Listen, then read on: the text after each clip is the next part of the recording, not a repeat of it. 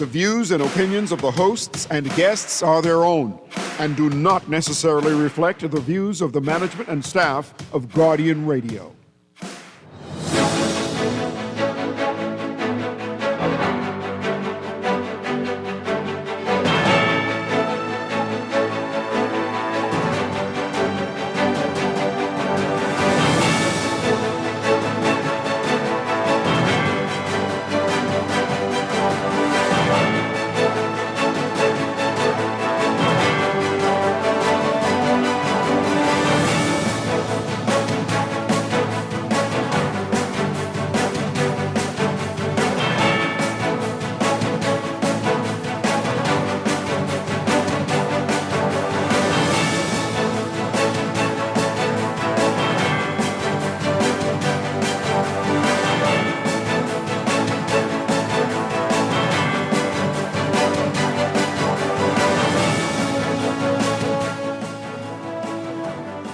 Good morning.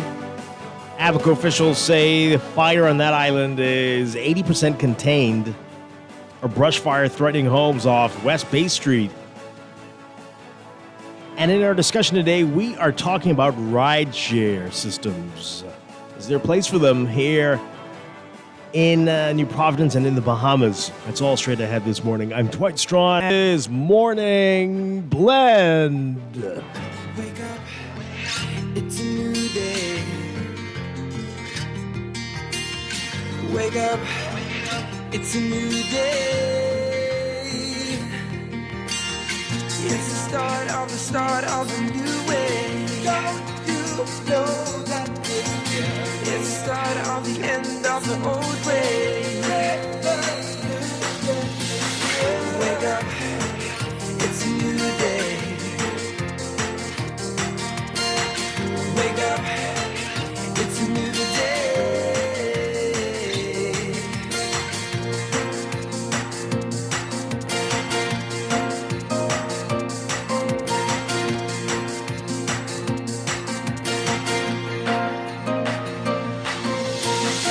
Wake up, it's a new day. Wake up. Good morning again, Bahamas. It is Tuesday, May 6th, 2025. This is Morning Blend on Guardian Radio 96.9. Again, I'm Dwight Strachan. In a moment, Duquesa Dean will be joining us. That's all straight ahead this morning. But first, it's time for the Overnight, the latest breaking news from while we're sleeping and the top national and international headlines this morning.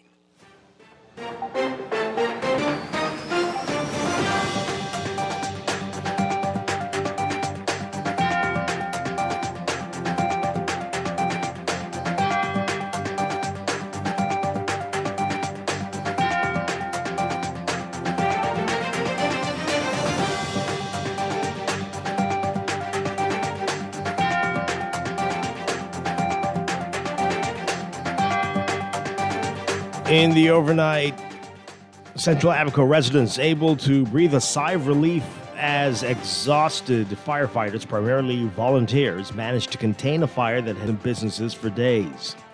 The area's fire chief saying that the fire had been roughly 80% contained, and that the area where it was still burning was unreachable. He said they pushed an 80-foot fire break from Sweeting's Village right out to the waterfront and contained it. But he says there's still a lot of wind, and that's blowing the embers all about. As he gave the cautiously optimistic update, Sawyer noted that yet another blaze was reported in the Bahama Palm Shore community and that trucks were being sent south from Marsh Harbor to assist in the firefighting effort. Sawyer says he was among several of the volunteer firefighters who had to be hooked up to oxygen after more than a week of working in the thick smoke that took a toll on their lungs. The effort to contain the fire was led by Abaco's volunteer fire departments, which were aided by an American water bomber aircraft, as well as the police force and defense force. As he thanked everyone who helped in the effort, Central and South Happy John Pinder saying yesterday that the water plane was slated to head to an area north of Treasure Key to assist a firefighting effort there. Meanwhile, here in New Providence, a brush fire threatening homes off West Bay Street. Residents on Sea Beach Boulevard off West Bay Street used garden hoses to fight off a brush fire that threatened homes yesterday morning. Standing by a half-empty pool he used to douse the flames before fire services arrived, Michael Field said he was alerted to the fire by a neighbor around 9:30 a.m. By the time he arrived outside,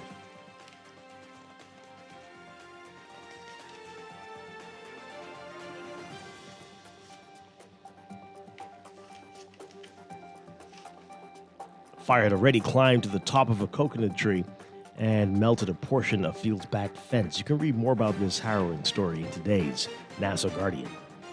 A policeman charged or arraigned on allegations that he injured his estranged wife and another man last week. At his arraignment before Chief Magistrate Roberta Reckley, Assistant Superintendent Aaron Wilson faced charges of causing harm, threats of death, assault with a deadly instrument, and possession of a firearm to put another in fear.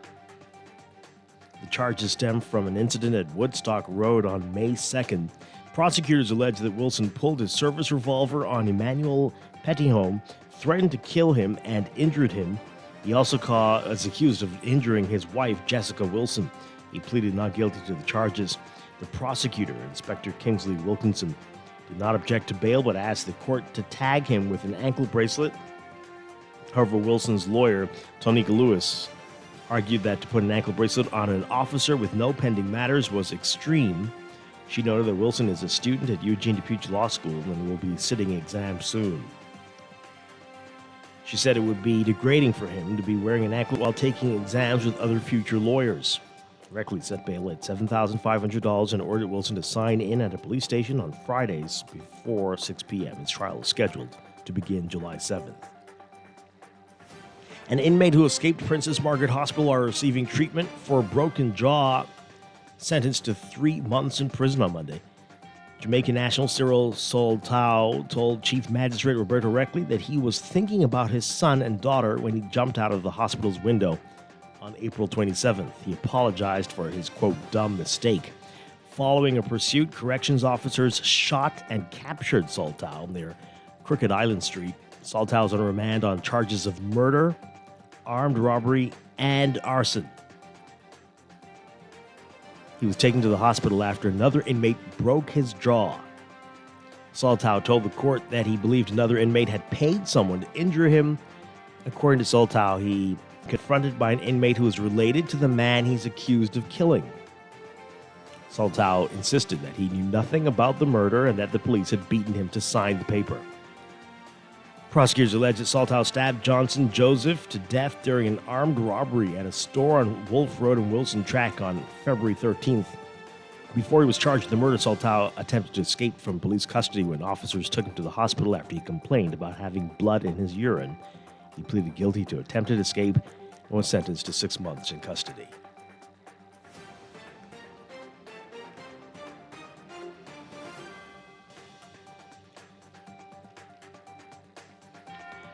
The Royal Bahamas Defense Force welcoming home the first team of officers deployed to Haiti under the Multinational Security Support Mission. This happened on May 1st following the successful completion of their 6-month assignment. Minister of National Security Wayne Moreau joining Commander Defense Force Commodore Raymond King and incoming Commodore Captain Floyd Moxey and others as the team returned. Leading the team was Commander Clinton Johnson, who provided the minister with a brief overview of the mission's outcomes and confirmed that operational responsibilities were successfully handed over to the replacement unit. While in Haiti, the Defense Force team performed critical duties in support of regional security and stability, including maritime patrols, port security, counter-illicit trafficking operations, and intelligence coordination with regional partners. Overseas, in an historic first, conservative leader Friedrich Merz bid to become Germany's 10th chancellor since World War II, failed by 6 votes in Parliament today, a stunning defeat as he had been widely expected to win smoothly. A candidate for chancellor has never failed to win on the first ballot since the end of the war. The loss triggered a stock market decline. The DAX, the index of major German companies, was down 1.8% following the vote. Merz needed a majority of 316 out of 630 votes. He only received 310 votes, well short of the 328 seats held by his coalition, which is also one of the slimmest post-war majorities. Because the vote was held by secret ballot, it was not immediately clear and might never be known who had defected from Merz's camp. His coalition is led by his center-right Christian Democratic Union and its Bavarian sister party, the Christian Social Union. They are joined by the center-left Social Democrats, outgoing Chancellor Olaf Scholz's party. The parties were now to regroup to discuss the next step, but it's also unclear how long the process could take.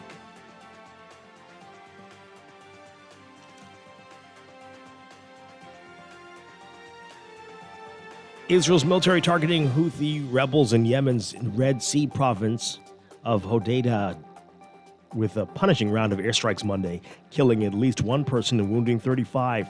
The strikes coming a day after the Iranian-backed rebels launched a missile that hit Israel's main airport. The rebels' media office said at least 6 strikes hit the crucial Hodeidah port on Monday afternoon. Other strikes hit a cement factory located 55 kilometers or 34 miles northeast of Hodeidah city. The extent of the damage at the 2 facilities wasn't immediately clear. The Israeli military said more than 20 Israeli fighter planes took part in the operation, dropping more than 50 munitions on dozens of targets.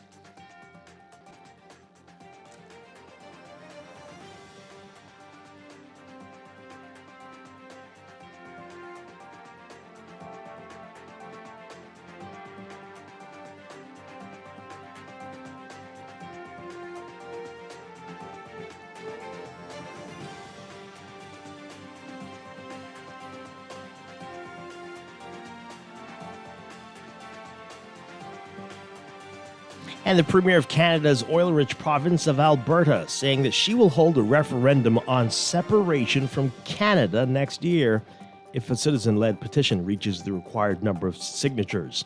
Speaking on a live stream address, Danielle Smith said she personally does not support the province leaving Canada and expressed hope of a path forward for a strong and sovereign Alberta with Canada. But Smith saying that, quote, should Ottawa, for whatever reason, continue to attack our province as they have done over the last decade, ultimately that will be for Albertans to decide. I will accept their judgment. Smith's announcement coming just 1 week after Prime Minister Mark Carney led the Liberal Party to a 4th consecutive federal government. It also comes as U.S. President Donald Trump continues to threaten Canada with tariffs and talk of the country becoming the 51st state. Carney and Trump are scheduled to meet in the White House today.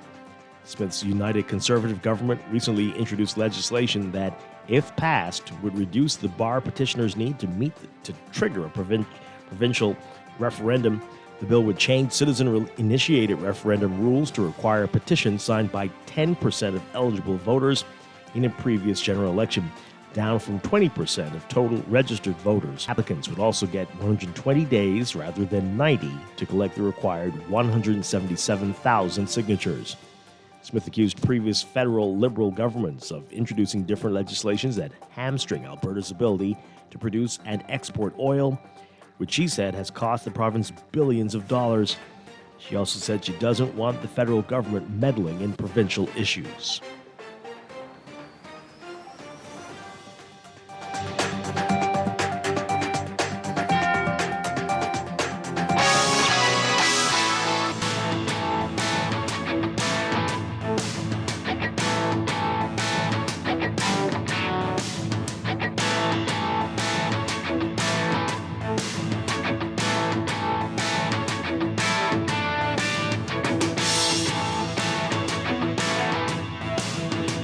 In sports, the Junior Baseball League of Nassau, JBLN, getting some bragging rights over the rival league in New Providence, winning the 10 and under division at the Bahamas Baseball Association's 10 and under Family Island mini tournament at Millers Park in Millers, Long Island over the weekend.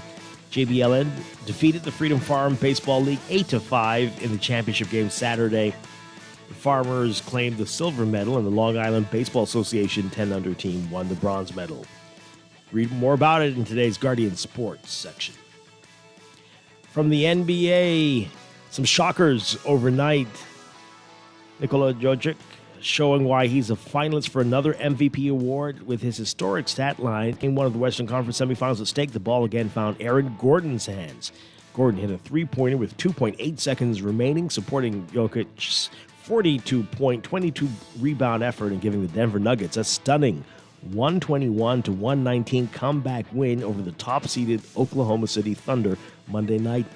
It was the kind of finish one might expect from a team that won the NBA title just 2 seasons ago. It was Gordon's second game winner of the playoffs. His dunk on a Jokic miss as time expired lifted the Nuggets past the Los Angeles Clippers in Game 4 of their first-round series just a few days ago. Another stunner on the East Coast, the Knicks grew accustomed to facing big deficits against the Celtics this season. New York faced another one to open its Eastern Conference semifinal matchup against the defending NBA champions, but this time the Knicks found a way to overcome it. Jalen Brunson and OG Anunoby, each scoring 29 points before stole the ball from Jaylen Brown with a second left in overtime, and the Knicks stunned Boston 108-105 in Game 1 of their series. Last night, Karl Anthony Towns added 14 points and 13 rebounds for New York, which lost all 4 games against its longtime rival during the regular season and trailed by 20 points in the second half of the game.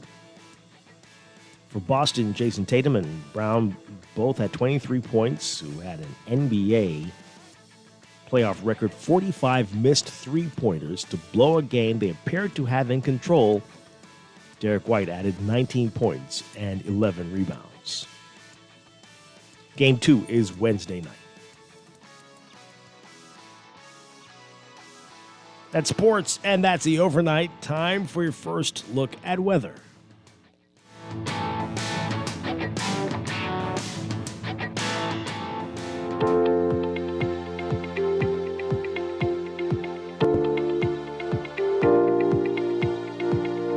Your first look at weather brought to you by Joker's Wild Comedy Club. A stacked high-pressure system and dry air mass across the Gulf of Mexico will gradually build across the Western Caribbean region, ushering in stable conditions across the Bahamas today. As its surface ridge weakens and lifts northward, a developing low-pressure system over the southwestern Atlantic will begin to trek westwards towards the Bahamas. That system is going to introduce possible light showers in a northeasterly wind across the central and southeast Bahamas by tonight. So, the low-pressure system will sustain weak shower activity as it continues to move west through midweek. The system is going to eventually stall and weaken into a surface trough east of the Bahamas heading into the weekend. So, occasional showers besides this, high pressure will continue to prevail across most of the country for the next few days.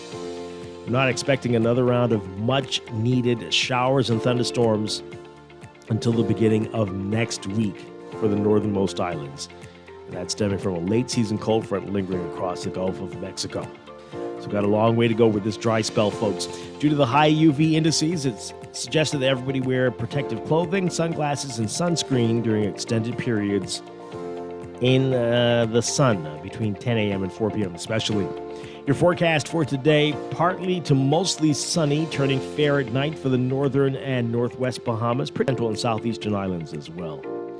We've got a 10% chance of showers for most areas, about a 20% chance by tonight for the southeastern islands. For the northern islands, winds southeasterly at 10 to 15 knots, east to southeast at 10 to 15 knots for the northwest Bahamas, northeast to east at 10 to 15 knots, but gusty at times for the central and southeast Bahamas. Another hot day in store, highs near 86, 87 Fahrenheit, 30 Celsius. Overnight lows tonight getting down to about 73 Fahrenheit, 23 Celsius. That's your first look at weather this morning. We'll have your extended outlook coming up in just a bit. This weather check brought to you by Joker's Wild Comedy Club, the longest-running entertainment venue ever in the Bahamas, is closing its doors after 35 years of bringing laughter to the country. To celebrate, the very funny and talented Tommy Davidson will be the closing act on 25th. Tickets are $50. Group rates are available for groups of 10 or more. For tickets, go to AtlantisBahamas.com. Grab your friends and come out and have a great evening of laughs for the last time at Joker's Wild Comedy Club at Atlantis, May 20th through 25th.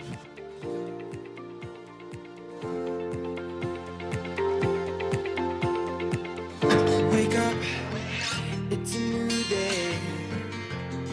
It is time for a break, but when we come back, we're discussing the day's top stories right here on your home for fresh news and smart talk all day. Guardian Radio 96.9.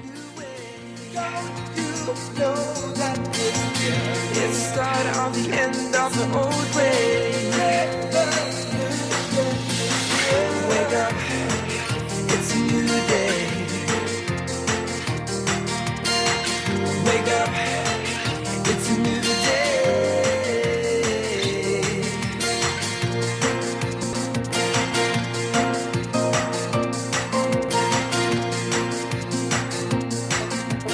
Tired of banks forcing you to use technology to bank the way they want you to?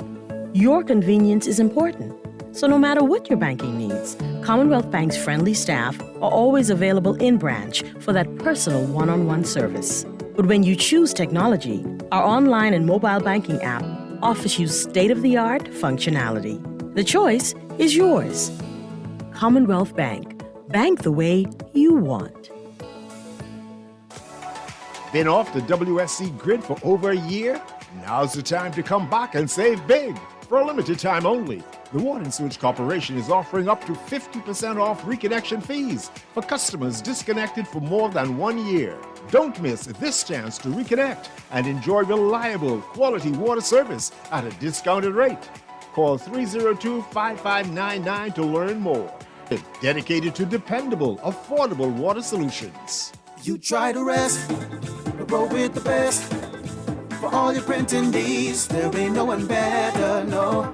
For posters and banners, magazines and flyers. For window decals, greeting cards and newsletters. No job too big and there's no job too small. You name it, we can print it.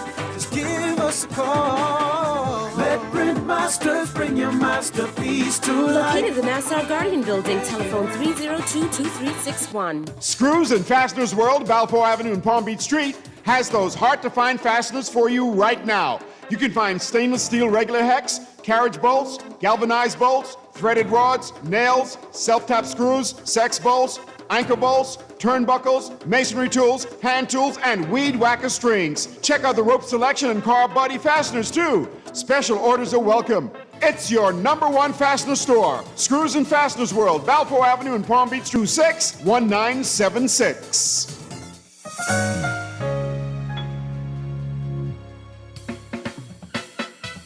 Do you have uncontrollable debt? Are you ready to make that move to Fidelity for a stress-free future? These loans have a built-in savings plan that pays you unbeatable interest. Ask about our debt consolidation loans today. Call 356-7764. Fidelity, we're good for you. Calling all Alive Fiber basketball fans. Get ready to experience the NBA Finals live. You can enter an all-expense-paid trip to not one, but 2 NBA Finals games. It's simple. Just sign up for our Alive NBA League Pass or Infinite Sports X package by May 16th. Stay connected, enjoy blazing fast internet, and chance to witness the NBA action up close. Don't miss out. Visit AliveFiber.com and take your shot at NBA glory. Terms and conditions apply. It's good to be alive. Boys, so glad you made it to Dad's birthday dinner. Thanks, Mom. This gift is from me. And me too? No way. Fine. Hi, boys. Who's messaging? Oh, it's a deposit from CIBC Caribbean First Pay from Ricardo. Son, you're so thoughtful. He sure is. For quick transfer with just an email, mobile number, or QR code, use First Pay from CIBC Caribbean. Visit CIBCCaribbean.com/ways to bank for more information. Since 1989, has been the heart of laughter in the Bahamas. But now an era is coming to a close. Get ready for my guy, comedian Tommy Davidson. Tommy Davidson, along with featured comedian Kirk Green and house comedian Naughty. Don't miss your last chance to experience the magic. May 20th to the 25th, Joker's Wild Comedy Club. Admission $50. Get your tickets now at Atlantis Bahamas /events. Maybe it's time to explore your options. There's no harm in reviewing your mortgage arrangement and considering a better deal. CIBC Caribbean can help you narrow your search and decide. Switch your mortgage to CIBC Caribbean and enjoy a special interest rate and help towards your switching cost. Visit CIBCFCIB.com/inspired home for more information. Conditions apply.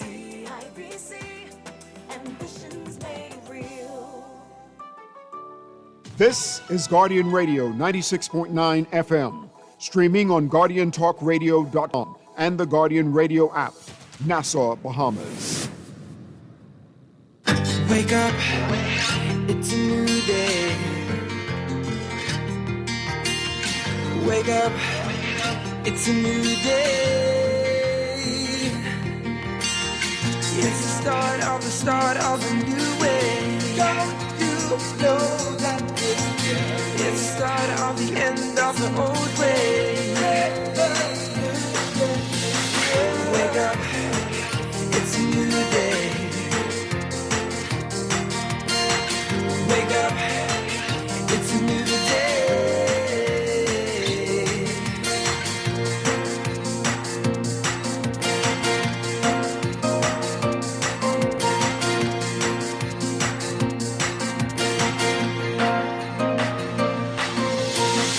Wake up. Welcome back to Morning Blend here on Guardian Radio 96.9. We are streaming live on GuardianTalkRadio.com and on the Guardian Radio app for smart devices. We're also on your televisions on Cable Bahamas, Channel 969, and BTC Flow, Channel 612. You can tweet us at MorningBlend969 or Facebook.com/MorningBlend969. Text us on the Guardian Radio text line powered by BTC 422-4796. Standard text rates apply. Once again, I'm Dwight Strachan. Joining me now, Duquesa Dean. Duquesa, good morning. Good morning, Dwight. Good morning, Bahamas. Happy Tuesday. Hey, great to see you. Great to see you. Feels like I haven't seen you in a while. I know. I haven't. Anyway, we're glad that we're back together again. All right, so coming up this morning, our discussion today is going to be on ride shares. Ride shares, they're big all over the world. Right. We know the big ones, Uber and Lyft. Mm-hmm. Some have tried before here. There's a couple others going on right now, but there was an unusual and interesting statement from the Road Traffic Department a few weeks ago. And we're going to get into that and talk about whether there is a place for ride shares here or whether taxis just need to pick up the slack to cater to a large section of the population that doesn't have a car, doesn't want to ride the bus. What are we doing? Yeah, because where did the taxi? Yeah, that's going to be an interesting conversation because I remember when I was a little girl, I think you could call 3235111. You even remember the number. Meter cab. Yeah, you could get a taxi, but now it's like that's just gone away. Yeah. So that's a great conversation. Absolutely. We've got a couple of great guests who are going to be here with us to guide us through this conversation this morning. So that's going to be a good one. But right now, let's talk about what else is in the news.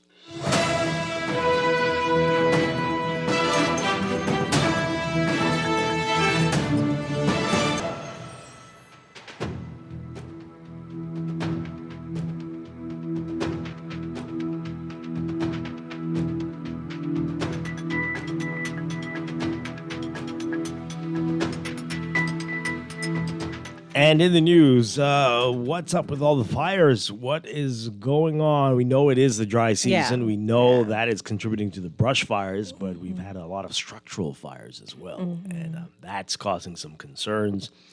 And the conspiracy theorists are all running their mouths a lot. But it's exposing that we have a lot of challenges. Yes, we do. We have many issues. And of course, we might be overwhelmed. That might be part of it, but also we've got some challenges in the way that we deal with these issues, in the way that we fight fires here. So on Abaco, the officials there saying they've got their big fire that's been going on for more than a week, 80% contained, but here in Providence on West Bay Street yesterday, threatening homes. So it's just a lot going on. Let's get to what Abaco is saying. So our Rachel Scott writing about it in today's Nassau Guardian. Central Abaco residents breathing a sigh of relief yesterday as exhausted firefighters, primarily volunteers, managed to contain a fire that's been threatening homes and businesses for days. Danny Sawyer, the area's fire chief, said that the fire had been roughly 80% contained that the area where it was still burning was unreachable. So Sawyer is saying that they pushed about an 80-foot fire break from Sweeting's village right out to the waterfront and contained it. But the problem fire had already climbed to the top of, I think I'm reading a different story here. Yep, yeah, okay. The problem is they have a lot of blowing. Embers were just flying all about. So as he gave the cautiously optimistic update, Sawyer noted that yet another blaze was reported in the Bahama Palm Shore community and that trucks were being sent south from Marsh Harbor to assist in the firefighting effort. He said that they've to send 2 trucks down there to help them out and that there's a huge fire down there. The whole island is on fire. That is very scary. Yeah, so it's been a terrible week for the firefighters, the volunteers mainly again. They had to go on oxygen, Sawyer among them. He said, quote, "We've got some good respirators that cover your complete face, but we've been having to change them every day because they're really black." Wow. So, of course, the wildfire has been fueled by extremely dry conditions and strong winds. They've been burning for more than a week and made its way towards Marsh Harbor, the island's main business district. The Sweetings village is at the edge of the blaze, and Sawyer said he was deeply concerned that homes would be lost there, but that didn't happen, thankfully. The effort to contain the fire was led by Abaco's volunteer fire departments, which were aided by an American water bomber aircraft, as well as the police force and the defense force. And this is what people were saying of some of the other fires, that we needed planes that could do that. As he thanked everyone who helped in the effort, Central and South Abaco MP John Pinder said yesterday the water plane was slated to head to an area north of Treasure Key to assist a firefighting effort there.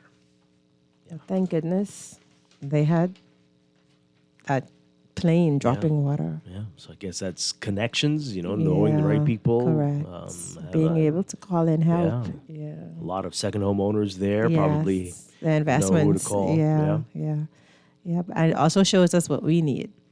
It's blaringly clear. It might not be an everyday thing, right, but it's good to have it on hand. Yeah. We know that we have a season, and a lot happens in that season. Correct. In a few weeks, we'll be crying for it to stop raining, but that's not where we are right now. Right. And for when we have these issues, people's lives are in danger, we need to have the resources. Yeah. Totally agree with that, Dwight. Wow. All right, so as you heard yesterday, and others were saying that last week, Michael Pindart said that he would seek to separate the fire department from the police force, and many, I'm sure, have wondered why that is the case. Right. Why is it a part of the police force? Why are they one? I've always wondered that from when I was a kid. Why are they one? How many firefighters do we really have? But they're police officers who've taken courses. Oh, so they're police officers who've become fire officers. Okay. Okay. We're trained to fight fires. Okay, so that's not bad because they can kind of do both, but then have a pure concentration on only working the fire department, though. It's okay to have those other skills, right?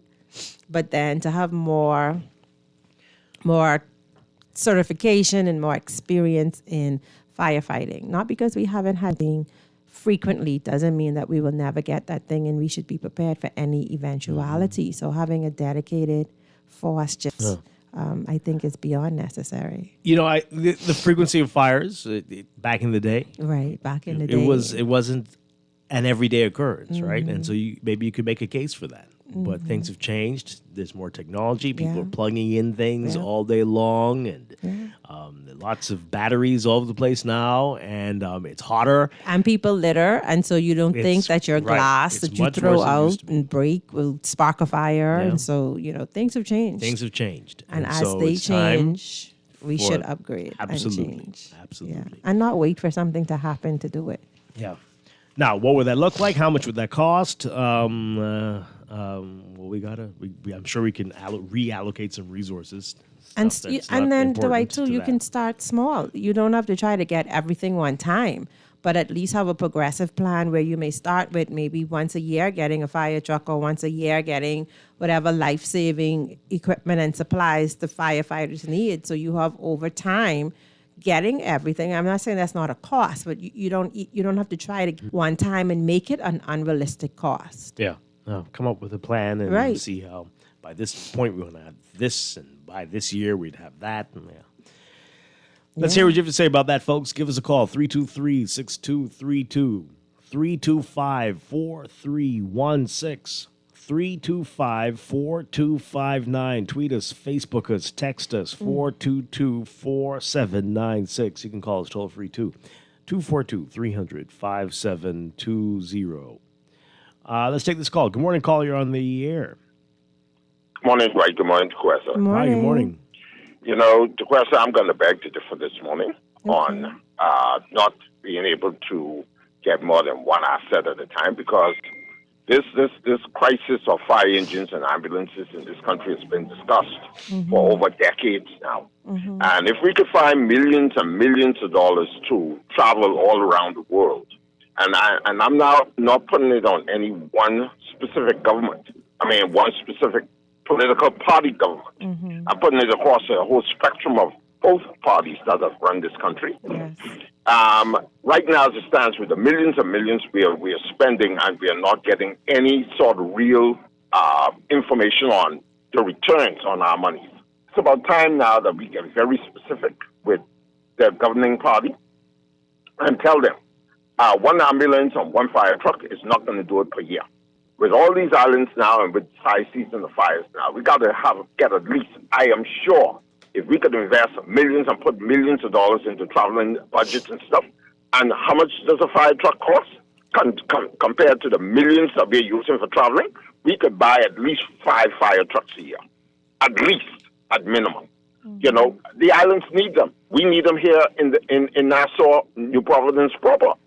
I mean, with the close proximity of housing now, and with other aspects of people dumping stuff all over the place, you can't get access into some areas, so they claim, like the forest and in some of these housing districts and stuff.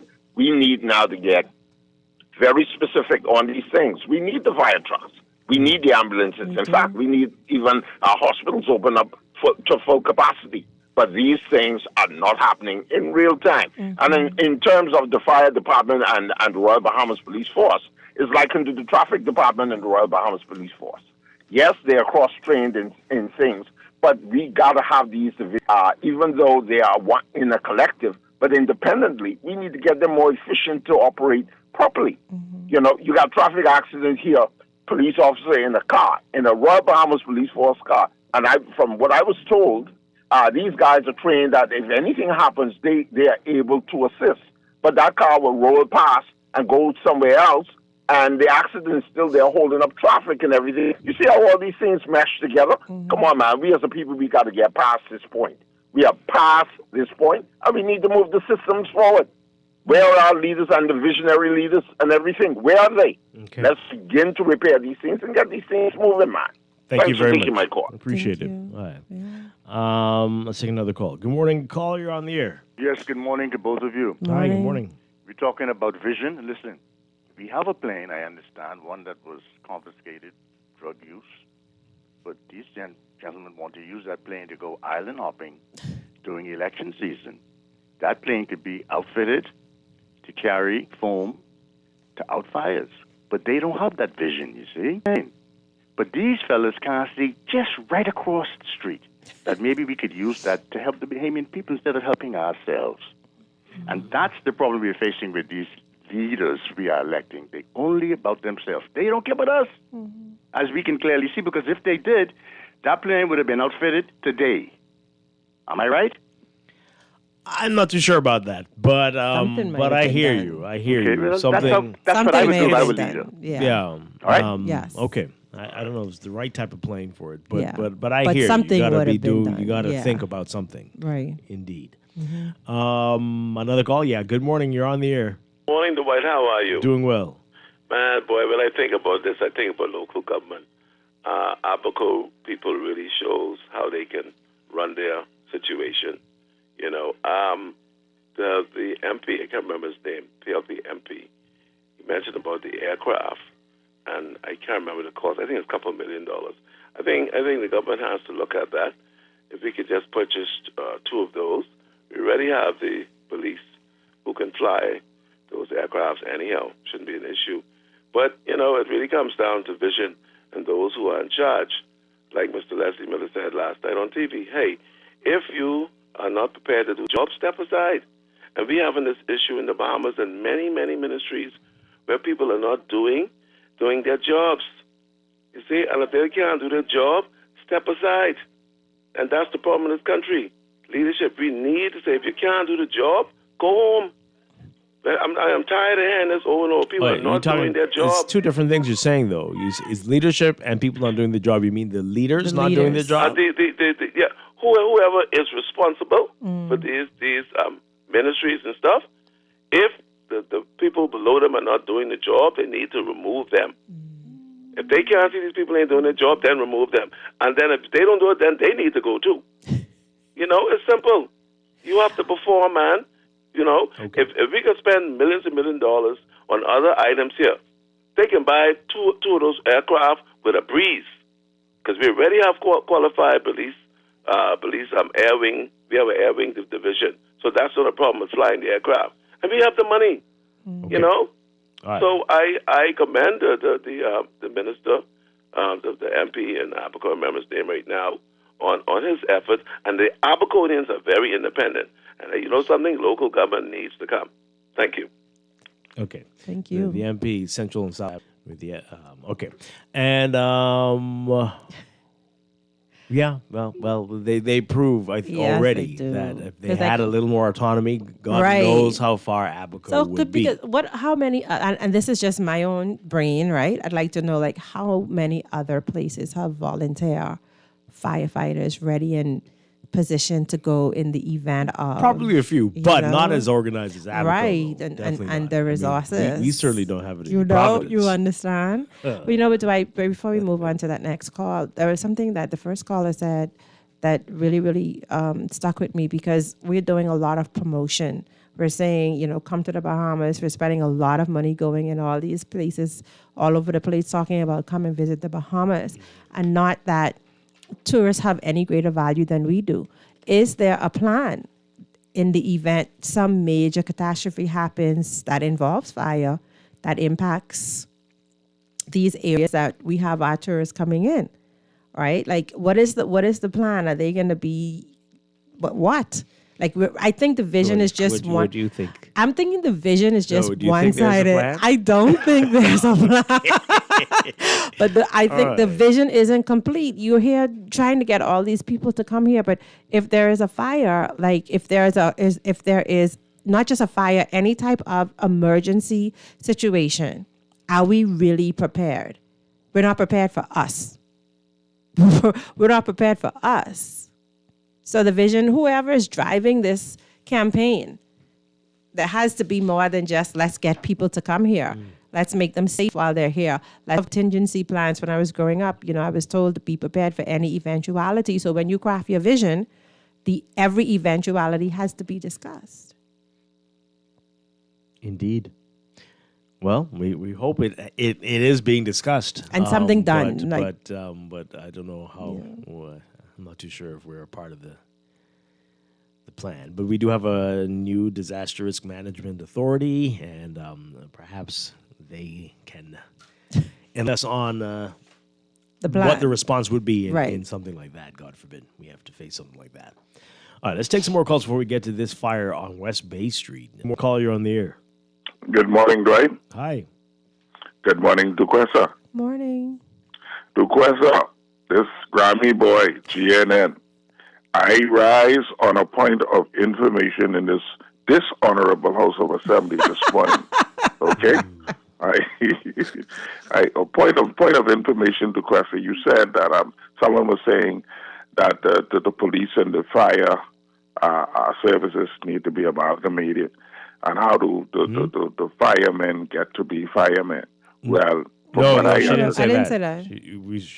Somebody said it. They should be separated. Somebody, and what happens is that when you take the exams for the Royal Bahamas Police Force and you fall short, then you are given the option to join the fire department. Say it ain't so. No, say it's not true. Say that that's not I'm true. telling you, I took the exam for the police force many months ago, and one of my friends, he's now dead. He took the exam, same exam, and he didn't pass, and he was given the option to join the fire branch. Now, you can get into the fire branch and then transition back to the police force, but you got to do some. Do you think it's still like right? that? I was just going to ask. that might have been Do years you ago. think that's still happening? I guess so. I guess so. And any ex-fireman will call you and tell you that if they want to be honest, you it's like a failed policeman. What? That goes across there, yeah. But Dwight, cousin Dwight, as educated as you are, excellent in everything you do, except cut me off once in a while when I drop in them bombs. But don't let it happen today. No, I tried to be guarded, but I said you just want it. Dwight, you believe anything them politicians come on your show at this point and say? You still believe in that, Dwight? That's irrelevant. We listen. But you make the call. You hear what they have to say.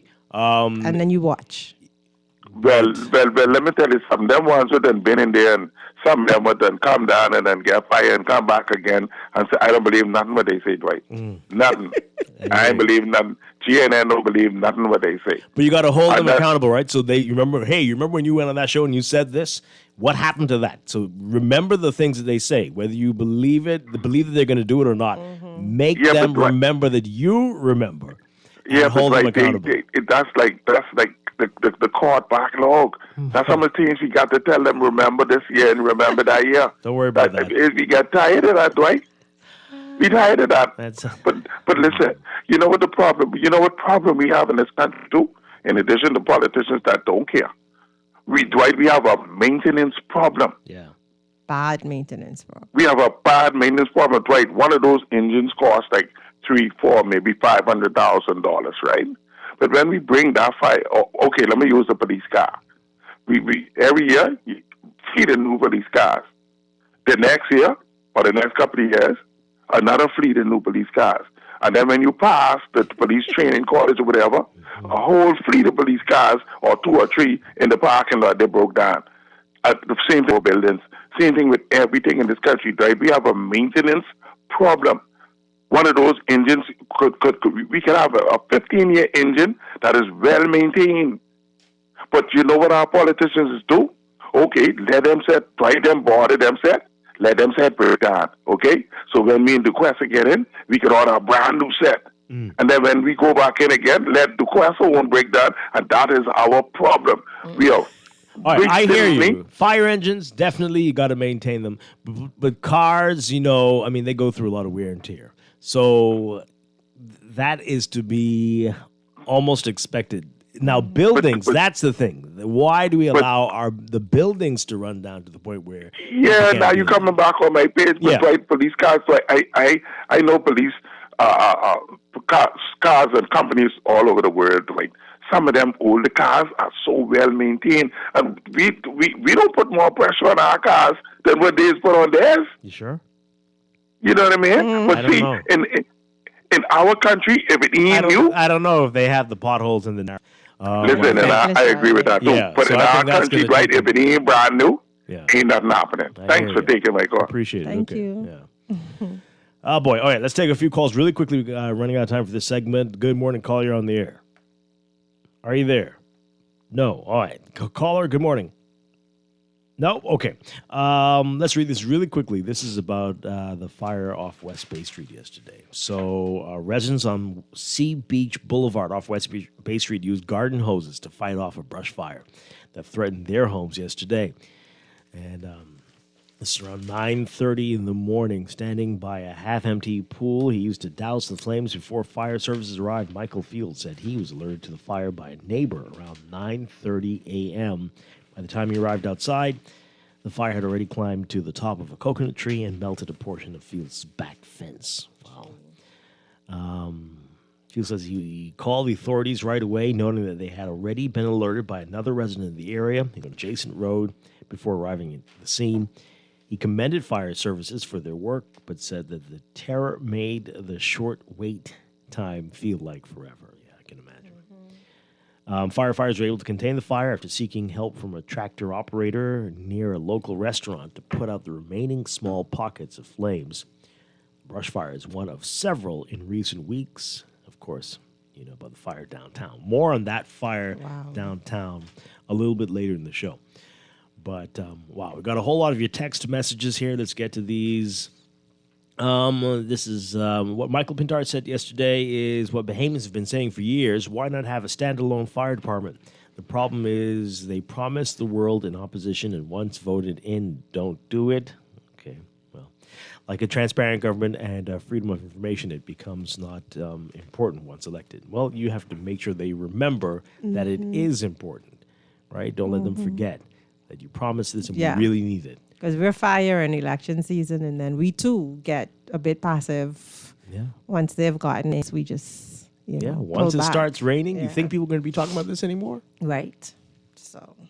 And that's crazy. And then 6 months from now, back to talking about it. Right. There were fires back in the day. The fact that we had full-fledged fire departments that were fully functioning successfully, that fought fires, that they didn't rise to the level of being a crisis. Okay, I don't think they were as frequent as what we're seeing now, but I hear you. Things have changed. Population shifts. We're getting people moving closer to the wooded areas, right? I don't know. I don't know if it's the same. Dwight, you are 100% wrong. The firefighters are recruited and trained as firefighters. I didn't say that. Not that was that caller, right? I don't know. Please correct the false narrative. They are not police officers trained as firefighters. Oh, they are fully trained and certified. Oh, okay. Well, so they're not. Hey, are you one of them? Let's get folks on the show. Let's talk about it. And really sort this out. This person says a water plane can only be used in a vast uninhabited area. In a residential area, it would cause excessive damage to homes, vehicles, and individuals on the ground. Okay, we understand that. We were talking, when we first started talking about that, it was brush fires. Right. It was brush fires on a number of islands, and we're saying that needed to be and particularly used. for the islands, they would, be helpful. So that person sounds like they've got some experience. It's I think it's time for the fire. Is it still a branch? Is it still called the fire branch? To do some PR, although they might be very busy.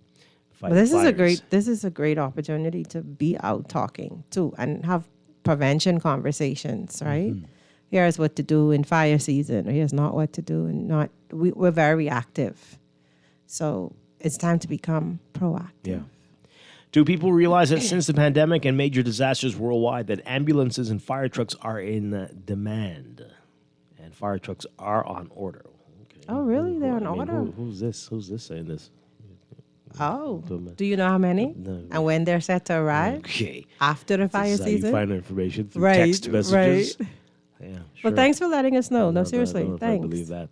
After Dorian, when the popular refrain was "We before," they held a large disaster preparedness conclave for all stakeholders, and the Minister of Disaster at the time, Iram Lewis, emerged and said to the media, "We've created a disaster plan for every possible scenario." Really? This was in 2019. If we can't stop a small fire from spreading and ultimately ravaging 4 large buildings in the heart of downtown, we have a very big problem, and it's not the lack of fire trucks. I think that's a part of it. Wow.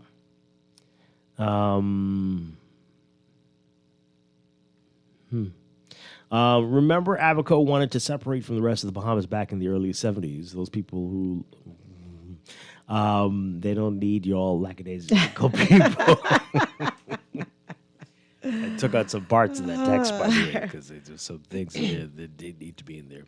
I think one of our major problems is maintenance. Government buildings are a mess. Everything breaks down. We just keep to make care of the taxpayers' equipment. Monroe said on the radio that something is wrong with just about all the Defense Force boats. Monroe. Wow, okay. Tourists are already involved with this dilemma. Just 2 days ago, tourists was on the news saying how he was wetting the roof of his Airbnb, fighting the fire. Oh, wow. Really? And I hear Fred Mitchell talking about how he hopes to see more women than men in politics, while I hope to see more women firefighters on the front line. Okay. This is from our texter we've labeled as misogyny. I don't think he means that. Right. In a good way. That's more women in danger. That's what he's trying. Oh, man. Wow. I think he just be getting off. I'm not gonna think that he is. Oh, my goodness gracious. Okay. Have fun. Wow. Abaconians are independent and highly organized. They are held back and under the thumb of Nasuvians. All the islands are held back and under the thumb of Nassau. This country really needs real local government. I couldn't have typed it better myself. We don't take care of our fire trucks. Those vehicles are meant to be kept indoors when not in use, but the firehouse at police headquarters was demolished, and the firehouse at Cable Beach Police Station keeps the Prime Minister's vehicles. What? Did you really? What do you mean? What now? What? Not fire engines? Well, the people are rejecting what GNN says about the firefighters who being the failed police. No, they're not. Okay. That is crazy. Why do I allow them to make such stupid statements? That is not. That's what they're saying. Right. Well, we don't know. We need those. As you heard, we found it hard to believe. We need the powers that be to have a conversation about it. All the youth guard that the PM has been bragging about can be the first cohort of the fire brigade run by local government, paid a stipend, and can join another army in the fire branch. Okay. And they say it with me, we need local government, which would be responsible for organizing a volunteer firefighting force, or would be able to hire their own, maybe, eventually. This person says here, I just watched California and South Florida burn for days with bushfires. They are very hard to contain, so please behave and let's support our firefighters.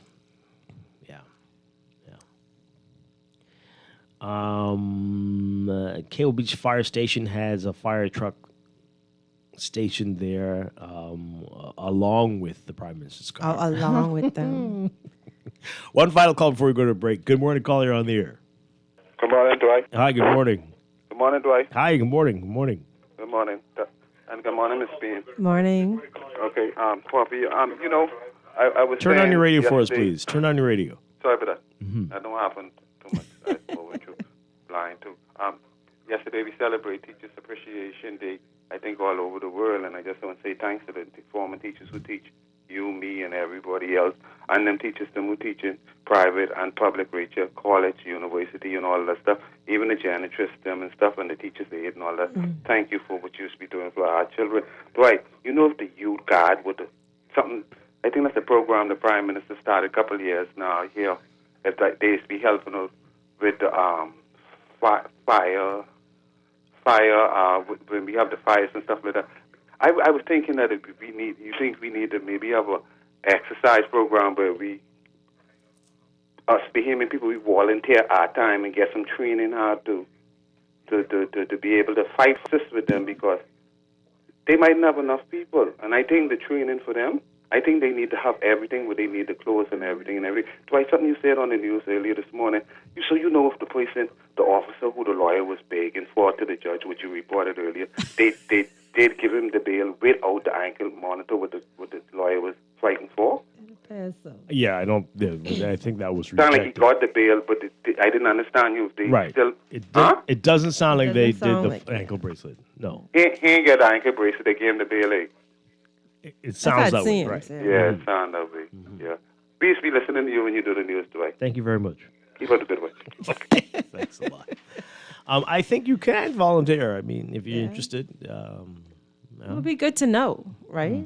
It'll be good to know. It'll be good. I know that they have like firemen recruits, like how do you become a fireman if that's what you want to be? Like, what is that process? Yeah. I'd like to know. Producer says we can take one more. Yeah. Let's do that as we go to the break. Caller, good morning. You're on the air. Are you there? Hi, good morning.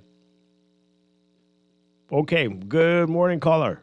No, okay, so that's the sign. Let's go to the break. This is Morning Blend on Guardian Radio 96.9. When we come back, Rideshares, to be or not to be, here in Providence and in the Bahamas. We're going to have a great discussion about that. Stay with us here on Guardian Radio 96.9. Call the fire engine, run, tell them come quick. I can feel my temperature rising, never could make a creep like this. Lord, all over my body, from my head straight down to my feet. I shall beat this pint on the good drum and the solo, they make those beat. Oh, I went to Cat Island to the musical festival, to reggae and rap, never check for the rake and scream. Lord, I stay with my family up the road there in Atlas Town, and everywhere I went, all the people were talking about the battle of the band. Oh, call the fire engine, run, tell them come quick. I can feel my temperature rising, never would make a scream like this. Lord, all over my body, from my This head is straight Guardian Radio 96.9 FM, streaming on GuardianTalkRadio.com and the Guardian Radio app, Nassau, Bahamas.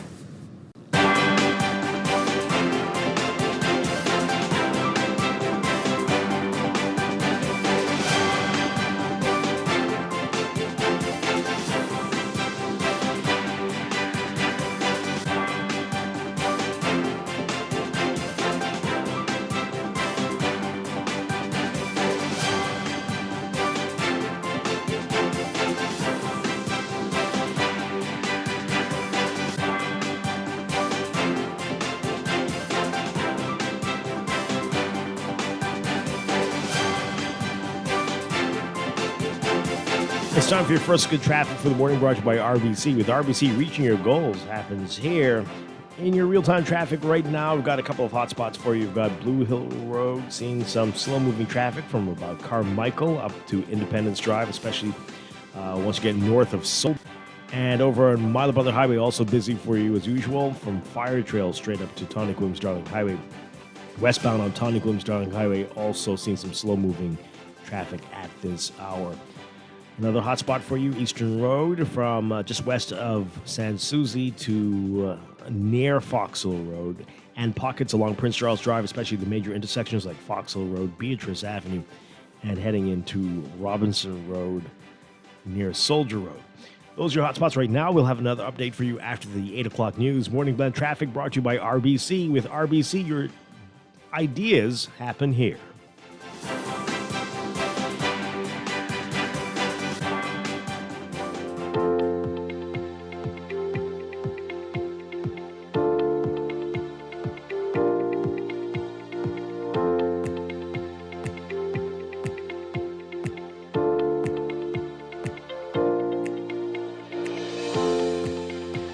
And time for another check of your weather for today, brought to you by Star General. We've got a low pressure system that's going to maintain activity through to midweek. The system's going to eventually stall and weaken into a surface trough east of the Bahamas heading into the weekend. Besides occasional showers, high pressure will continue to be the main weather feature throughout the next few days, and that means dry conditions. But another round of much-needed showers is possible for the northernmost islands beginning early next week, as a late-season cold front is going to linger across the Gulf of Mexico. But for today, another dry day, partly sunny to mostly sunny, turning fair at night, only about a 10% chance of showers, increasing to 20% chance for the southeast Bahamas by tonight. High temperatures reaching very warm 86, 87 Fahrenheit, 30 Celsius today. Overnight lows tonight getting down to about 73, 74 Fahrenheit, 24 Celsius. In your extended outlook for tomorrow, Wednesday, partly sunny to sunny, turning mostly fair at night. By Thursday, mostly sunny for the northern and northwest Bahamas, a mix of sun and clouds for the central and southeast Bahamas during the day, mostly fair at night. Again, partly sunny, turning mostly fair at night for Friday, and a mix of sun and clouds on Saturday. Rain chances increasing by the weekend, Saturday into Sunday, up to about 30% chance of rain for the northern and northwest Bahamas. That's your Morning Blend weather check, brought to you by Star General. Insurance made simple.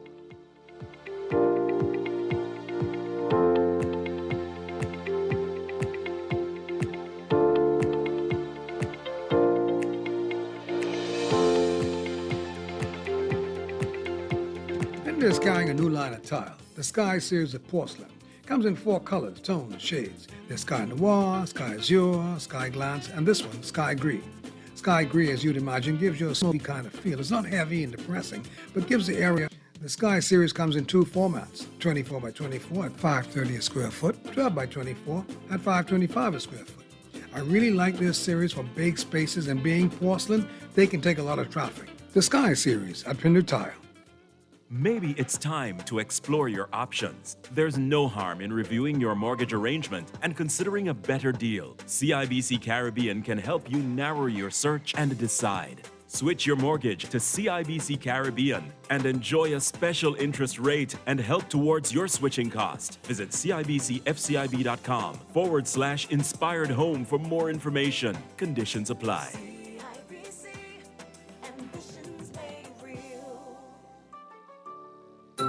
This April, Duncan is spreading awareness and support for autism awareness. Did you know that autism affects 1 in 54 children? It is so important to show our support, and you can show your support by grabbing a signature blue donut from any Duncan location during April. Join us in raising awareness and support for REACH and the Seahorse Institute. Duncan, fueling communities 1 blue donut at a time. The Bahamas.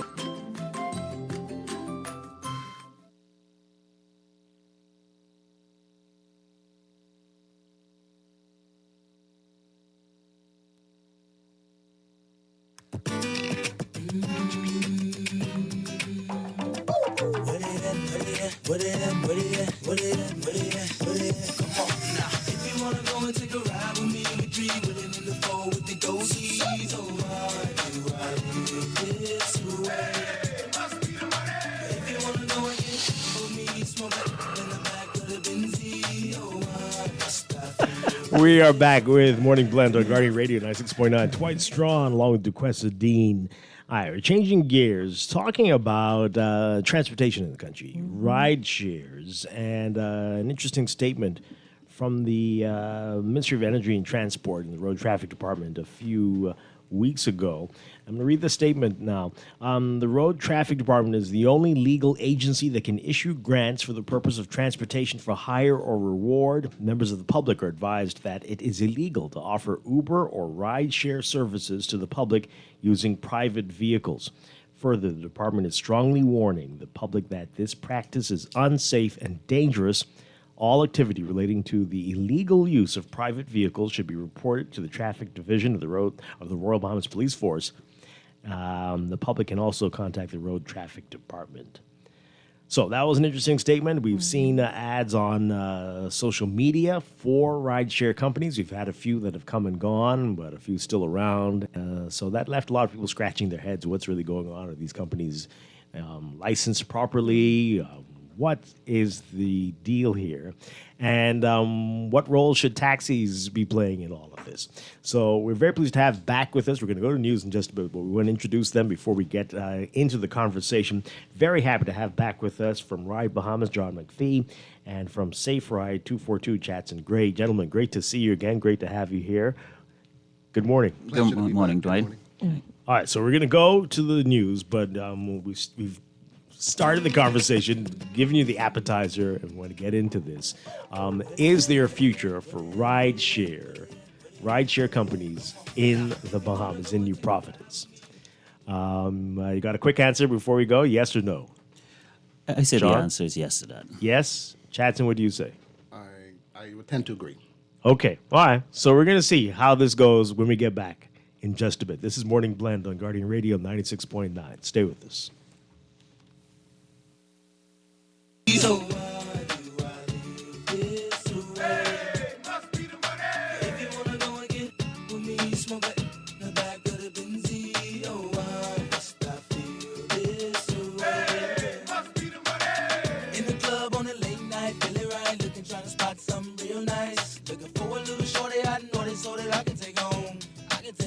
She could be 18 with an attitude of 19, kind of snotty, acting real rude. But as long as you a diggy, girl, you know that it's on. I peep something coming towards me up the dance floor. Sexy and real slow. Saying she been peeping and I dig the last video. Someone that a week ago. How could I tell her no? Measurements was 36, 25, 34. Yelling, I like the way you brush your hair, and I like those stylish clothes shoes you wear. I like the way the light hit the ice and glare. And I can see you moving way over there. If you wanna go and take a ride with me, we three willing in the four with the goatees. Oh, if you wanna go and get with me, This is Guardian Radio 96.9 FM. Fresh news, smart talk, all day.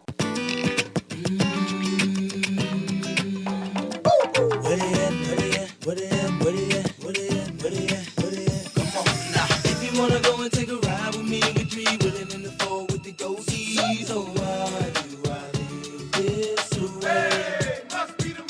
If you wanna go and get with me, smoke it in the back of the Benzie. Oh, why must I feel this way? In the club on a late night, feeling right, looking, trying to spot something real nice. Looking for a little shorty I know this so that I can take home. She could be 18 with an attitude. We are back with Morning Blend on Guardian Radio 96.9. Dwight Strachan along with Duquesa Dean. And we continue our conversation now about ride shares. Ride shares in the Bahamas. Is there a place for them? Gray with Safe Ride 242 and John McPhee with Ride Bahamas. Those are not ride shares, but they are in the transportation business and have been in it for a long time. And our go-tos when we have these types of discussions. We did reach out to one of the current rideshare operators, but they'd prefer not to talk in a format like this. All right, so do we have any idea, gentlemen, how many we have? What does it look like right now? What are the rideshares that we have? Do we know? You see new ones pop up. Get a little closer to the mic first. You see new ones that pop up every day on social media. I wouldn't even know who tracks that, but there are quite a few. Yeah. John, any idea? No current estimate at this time, but there are quite a number of them out there. So were you surprised by the statement from Road Traffic Department of the Ministry of Transport? What was your view on that? This is basically illegal, and the public being warned about this. Something that needs to be said, or are we at the place where we need to have the conversation about why this is problematic, if that is the right word? I think, John, if you will, in the interest of public safety, I was surprised that it took as long as it did Me too. for the release. Yeah, me too. But it is a public safety issue. Yeah. John? My position on it is, I do agree that the ride sharing culture as it exists does present a concern for the wider Bahamian community and the government at large.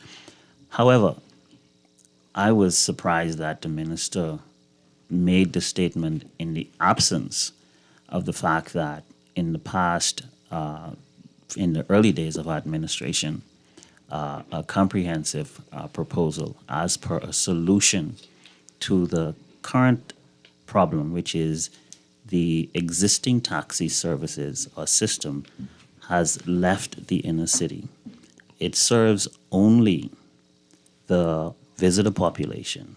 So we have, in the past 20 years, seen the reconstruction or the repositioning of the local taxi service to an exclusive access almost for just visitors. Yeah. That being said, having noticed this migration, I spent the last 20 years meeting with every single minister of transport. Glenn Santa Martin, Frankie Campbell, Renard Wells, and also the current minister, Jobette Colby Davis. And my agenda was the same every time, that the existing taxi service was leaving and had left the inner city, and there was a compelling need to come up with a solution. Yeah. Not only did I meet with all those ministers, but every single controller of road traffic, with the exception of the current one. To the credit of the former controller, Ross Smith, he and I drafted together the original framework of the proposals to which you would hear me making repeated references this morning. Okay, we want to get to that because that's very important. What is the reason that the taxis have abandoned the inner city, as you put it? Duquesne was talking about meter cabs earlier in the show. What happened? I don't know that It has changed. I mean, the model has changed. Like you would have mentioned previously, Bahamas Taxi Union, for example, Right. and Meter Cab, you could call certain numbers, and wherever you were in the community, you had access. Right. But I mean, separate and apart from that, we're talking about what's illegal and legal. I mean, let's face it, my grandmother as a boy, I've been in a hacker. Right. We talked So about this that. isn't anything that's new. Technology has changed. It's obviously more organized. But I don't know that I totally agree that the domestic market has been abandoned. That same technology or changes in technology, there are several transportation providers here. You go to your phone and you go online. You Google transportation, and John and myself both do it. There are other companies that provide the service as well. I think there are opportunity model because it is accessible. But is it something that someone I- could afford? Right. I think that's the issue. I think the That's issue something that's is separate and that apart. Bahamians obviously know from one point to one point. What is that? So Bahamians know, okay, it's going to take me 10 minutes to get from Cable Beach to the airport. Why should I pay $50 for that? So they are looking at the distance and the price to make a decision. And I think in some instances, they have abandoned the taxi business as well. It's not just taxis have moved They away don't from. consider it. Right. I Yeah. think that it's twofold. Some Bahamians think it's too expensive. Some Bahamians, use the service without question. So, I just also agree that hackers have been around because from a little girl at PMH, we've had hackers. They've just not been so blatant and in your face about the fact that they're breaking the law. If I may, I think your earlier question was why did the taxi service migrate to what now is an almost exclusive focus on the visitor market? Yeah. Made reference to one of the first findings that we came up with was definitely affordability. So the combustion engine and its associated expenses has made it not viable or profitable for the inner cities to be the beneficiary because the prices that are associated with the cost of taxis, the combustion engine, our data shows that visitors are locals are less likely to pay it. In fact, we get response from visitors sometimes when they are referred to the prices. That's the first reason. The second reason why the service has migrated away from the inner city is safety. Taxis over the years, and in some instances now, are seen as mobile cash registers. So in the current environment, if you have that model of a business moving around in the inner city, it presents a risk of itself, notwithstanding the other risks associated with it. The third reason that you would find that taxis will not be in its current system be effective in the 111 for all its contribution was located in the inner city. I can't believe I remembered that number. I heard you. I heard you. One through four. And also the taxi union when it started servicing.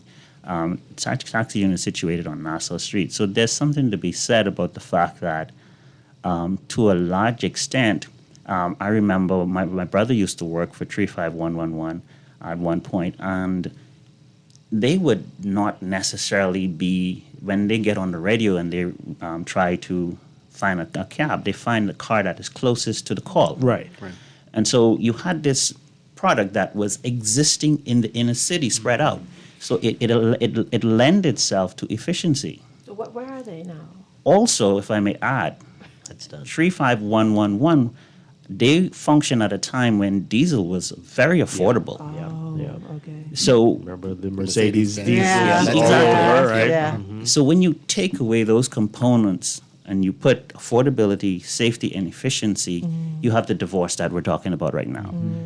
That being said, original disappointment with the single statement that the minister made, because having met with her and her team, yes, we agree that ride sharing in its current model is illegal, but based on the minister's action and comment, it would be like the doctor watching all of the hospitals close down, and he has the solution to treat the patient, but all he screams about is the hospital closing down. The minister has on her desk, and I want to say this emphatically, a comprehensive proposal to fully address returning taxi services or door-to-door service to the inner city, because what we are seeing, the vacuum that the rideshare services are jumping into, granted their failures over the years, is they're trying to fill a void that the minister has an obligation and a responsibility. Having door-to-door service in this country for the ordinary, everyday Bahamian people is not a privilege, it's not a favor, it's a right. It improves the quality of life for people. All right, so I want to get to the Ride Bahamas proposal in just a bit. Off air, we were talking about this, and you said that, yes, Uber and Lyft are great wherever they are, but to photocopy it and plant it here would present challenges. Let's talk about why you think that, because they work pretty well when we travel. But why do you think you can't duplicate that here for New Providence? Again, we talk about every challenge. You must first identify what the solutions, what the challenge is, and then what the solutions are. And what we found was, to start with, we must, in order to make it viable for the inner city, we must bring the cost down. That's unquestionably true. The current cost, the way to do that is, number one, do not introduce combustion engines as a part of the next model. I think that's very restrictive, though. I mean, if I can just interject, I think that's very restrictive. We live in a country where gas is almost $6. I understand that. And by eliminating that cost, yes, there is a possibility that you can bring the price down. But there's also the fact that users have to be cognizant of the fact that there are certain expenses related to the service, right? That's like telling a plumber, you know, if you use a different type of equipment that you could charge less, right? I think that it should be possible for both combustion engines and electric cars to participate in this. The cost is going to be relevant. When our gas is $6 a gallon, our gas is $6, so you cannot expect a $20 ride from Yamacraw to the airport. Which is true, and I don't think that that's necessarily always as cut and dry. For example, your route from East Bay Street to the airport, for example, at 6 o'clock in the morning is a totally different experience an hour and 15 minutes later. Right. You're obviously using more fuel for that ride because of the stop and go traffic. Right. And it's not, honestly, for us to come up with a solution to address the reason that the ride shares, as we refer to them as in the Uber services, became popular with locals was the cost. That's a huge consideration, right? But also the accessibility and efficiency of reliable service to get to work, to get the kids to school, to go to the laundromat, to go to the hospital. I am of the view that our current model, with consultation with the public, with the Minister of Transportation and the Road Traffic Department, with the Bahamas Taxi Union, with the taxi drivers, we can put our heads together and come up with... For both. Is there not space for what John, I don't remember your last name, McPhee is proposing, and also what you are proposing? Because there may be pockets of clientele who would prefer, you know, of course, Mr. McPhee's solution, and there may be people who may, like that's what we see when we travel. The taxi drivers are still making money with the Uber or shared services. So is there room for both? But if you look in places, for example, Canada, Spain, Australia, they have conflicts now because of some of the similar views that regulation, that the traditional taxi services are more regulated than the Uber and the rideshare programs. It's online. I do agree that there is a place for them to coexist. If I were asked, I would first and foremost, with our current system that exists, what opportunities do we have to bring down cost or give some consideration, even amongst ourselves? I'm I don't know how much leeway a service station, but if I were a part of a union or a larger organization representing transportation providers, I would identify a service station and say to them, we will direct every single member and put it up for bid. Make it affordable. That's a solution to the cost, right? Taxi drivers now use radios to communicate at the airport, to communicate on the various hotel doors, depending on the time of day. And that's something that we can work out. But that's the reason for consultation of all shareholders. It is a matter of, if somebody's on East Bay Street, there is a convergence taxi cabs at any time of the day there from the downtown area. If you're heading south, traffic is not always as congested, notwithstanding something happening.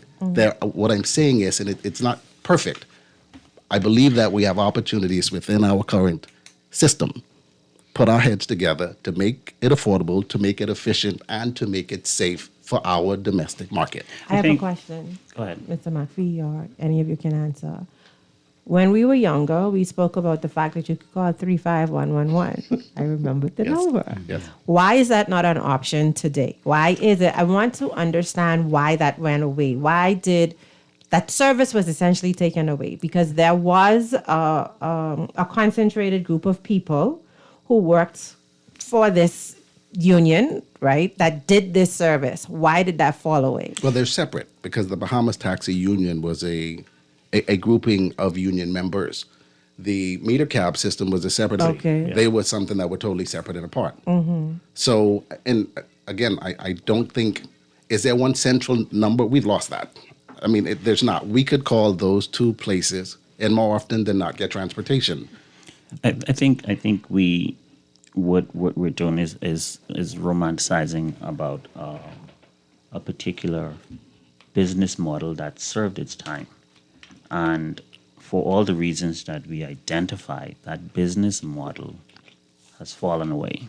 In the current climate, so far we've kind of skirted over a fundamental requirement, affordability.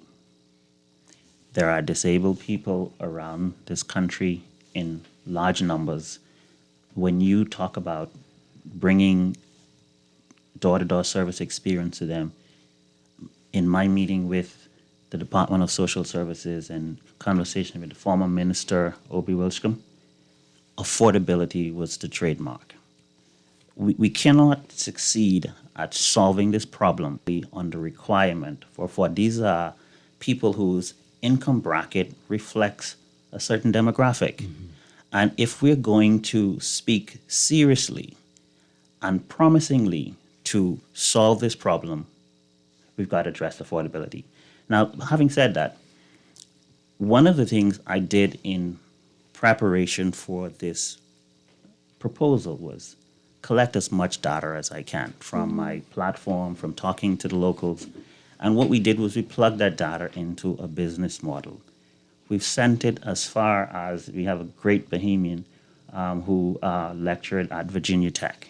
We sent the data as far away as Virginia Tech. He got to grad students and faculty to review the proposal. They examined the strengths in it. They examined the weaknesses in it. It's conclusive that based on the income demographic that we're targeting, based on the current taxi pricing system, which was also data that we plugged in, to efficiently, effectively solve the problem if we reintroduce combustion engines to this problem. Keep in mind, we talk about 35111. They were diesel engines until diesel engines became expensive to run and operate based on the model that they had. Yeah. And then eventually we had to talk about repairs, or it is a fact that EVs reduce costs by 80% operational cost. That's a huge amount of savings that you can even pass. on a vehicle that is being used commercially, because that wear and tear is different than someone just dropping in their car and running from one place to the next. That's a constant. That wear and tear is different. The fundamental here is if you come to the table with a combustion engine to this problem, and I came with an EV, I'm likely a cost-effective experience to the inner city than you will. Added to that is you're asking, when we talk about bringing costs down, you're asking the current cab drivers who are locked into certain income behavior, income experience, to consider a reduction in what their take home is. That's a whole next level of discussion. So, Okay, so I want to get to your proposal, and so you're saying it could work. You have a proposal on the table already before the ministry. Chatson Gray is saying that it could work, but with the existing cab drivers. Is that what you're saying? I'm saying that it's worth taking a very serious look at, because there's also, with what John is proposing, depending on how this model works, right? If you're servicing the domestic market, there are taxi drivers and companies that service the domestic market. And if you're, as a part of that, limiting their access to that domestic market, what does that model look like? I guess the devil is in the details. Because if your model involves these electric vehicles, and that's reserved for, are we separating it? Is it going to be the drivers that exist, the 1,400 drivers that are in place today? Do they have access and option to in this model? No, I think what is important is to understand that the intent here is to create and empower a whole new culture of players and create new opportunities for new Bahamians. Yeah. The of the proposal allows for, as we were discussing earlier, for Bahamians, new Bahamians, to become owners and players and participants. One of the most important component of this proposal was to design. It's designed in a way that it restricts the operators from infringing on existing taxi markets. Meaning, if I pick up John Doe from Mall of Marathon, and John Doe wants to go to British Colonial. He's from the island, did some shopping, and wants to get back to the hotel. The model would allow for us to pick him up from the mall, drop him to the hotel, but then I get to the hotel, and then his sister wants to go back to the mall. I wouldn't be able to do that because there are taxis there that needs to do that. Yeah. Okay, all right, so we're going to get to this, and this is going to be a big part, but we want to talk just in general about ride shares for now. We've got some calls coming. We've got a lot of text messages. As you said, you've had this proposal. It's been quite a while since it's been on the minister's desk. So there is resistance causing that resistance. Before we get to the calls, your short answers on that. What do you think it is? My short answer is the status quo in the Bahamas has always acted in a certain manner when change is on the horizon. And I could understand that based on where the minister's sitting, and perhaps even because of a limited circle that she's getting a feedback from, that there's a discomfort with seeing a transformation and a change, but most importantly, seeing that the displaced and disadvantaged Bahamian people receive what is, I said earlier, is an entitlement and not a favor or not a privilege. Chatson Gray, what do you think is holding this back? I think progress requires a huge amount of bravery that might be motivationally, as far as politics go, not in any politician's best interest. So that's what you think. It's not what I think, that the fact that people might not be reliant on vehicles of their own, and that would be a huge hit to the duties that are brought in, and the amount of gasoline and the taxes on gasoline and car parts and all those things, that is not motivating the government from dragging its heels on this? If I may, in the current transportation environment, particularly with taxis, where hundreds of thousands of dollars are taken in on an annual basis, the government is at a disadvantage. You know why? Because not more than probably 25%, and I will say that estimate is mine, not more than 25% of that money is actually recorded. Much of it is cash. The model that we're proposing, it will be all electronic, because remember, we're going to change from a cash register moving around through the inner city. So it'll be electronic but payments. I think that's why there's room for all, because there are some people who don't have digital funds. There's some people with don't have credit cards. I mean, this is why I'm thinking. Yes, there are people that don't have it. That's but, rare. but also, John, then this right? is not for you. But that's what I'm saying. There's room for all. Of rideshare. Listen, we This thought is about that. exactly why I'm saying is room for all. We thought the Quessa would say that when we Yes, because there are when we people that don't designed have the it. model, we knew that there are community of thinkers like DeQuesta. And what we said was this. That's what everybody was saying when the gambling people decided that they were going to go electronic for most. Now, what we said is this, is you can easily go into the model that we designed, you can easily go into a gas station or a mall or a mom and pop store or Super Value, and you would find the platforms where, just like how you could go to, when you buy top up, you could go to a food store, buy the top up. So if you want to go from say, well, good. You You can could go buy it in a store. Yes, But I want to answer the question. Just go into the store. That means you don't need the ride. No, to get to that store. But hold on, Dwight. I want to share that because you asked a question about maybe why the minister hasn't responded or you haven't gotten a favorable Or response. successive ministers. Right, but a part of it, when you look at the taxi industry, there are thousands. There are hundreds of people. I mean, I don't know if we have the number, but there are literally thousands of small entrepreneurs, which the taxi cabs are, right? Yes.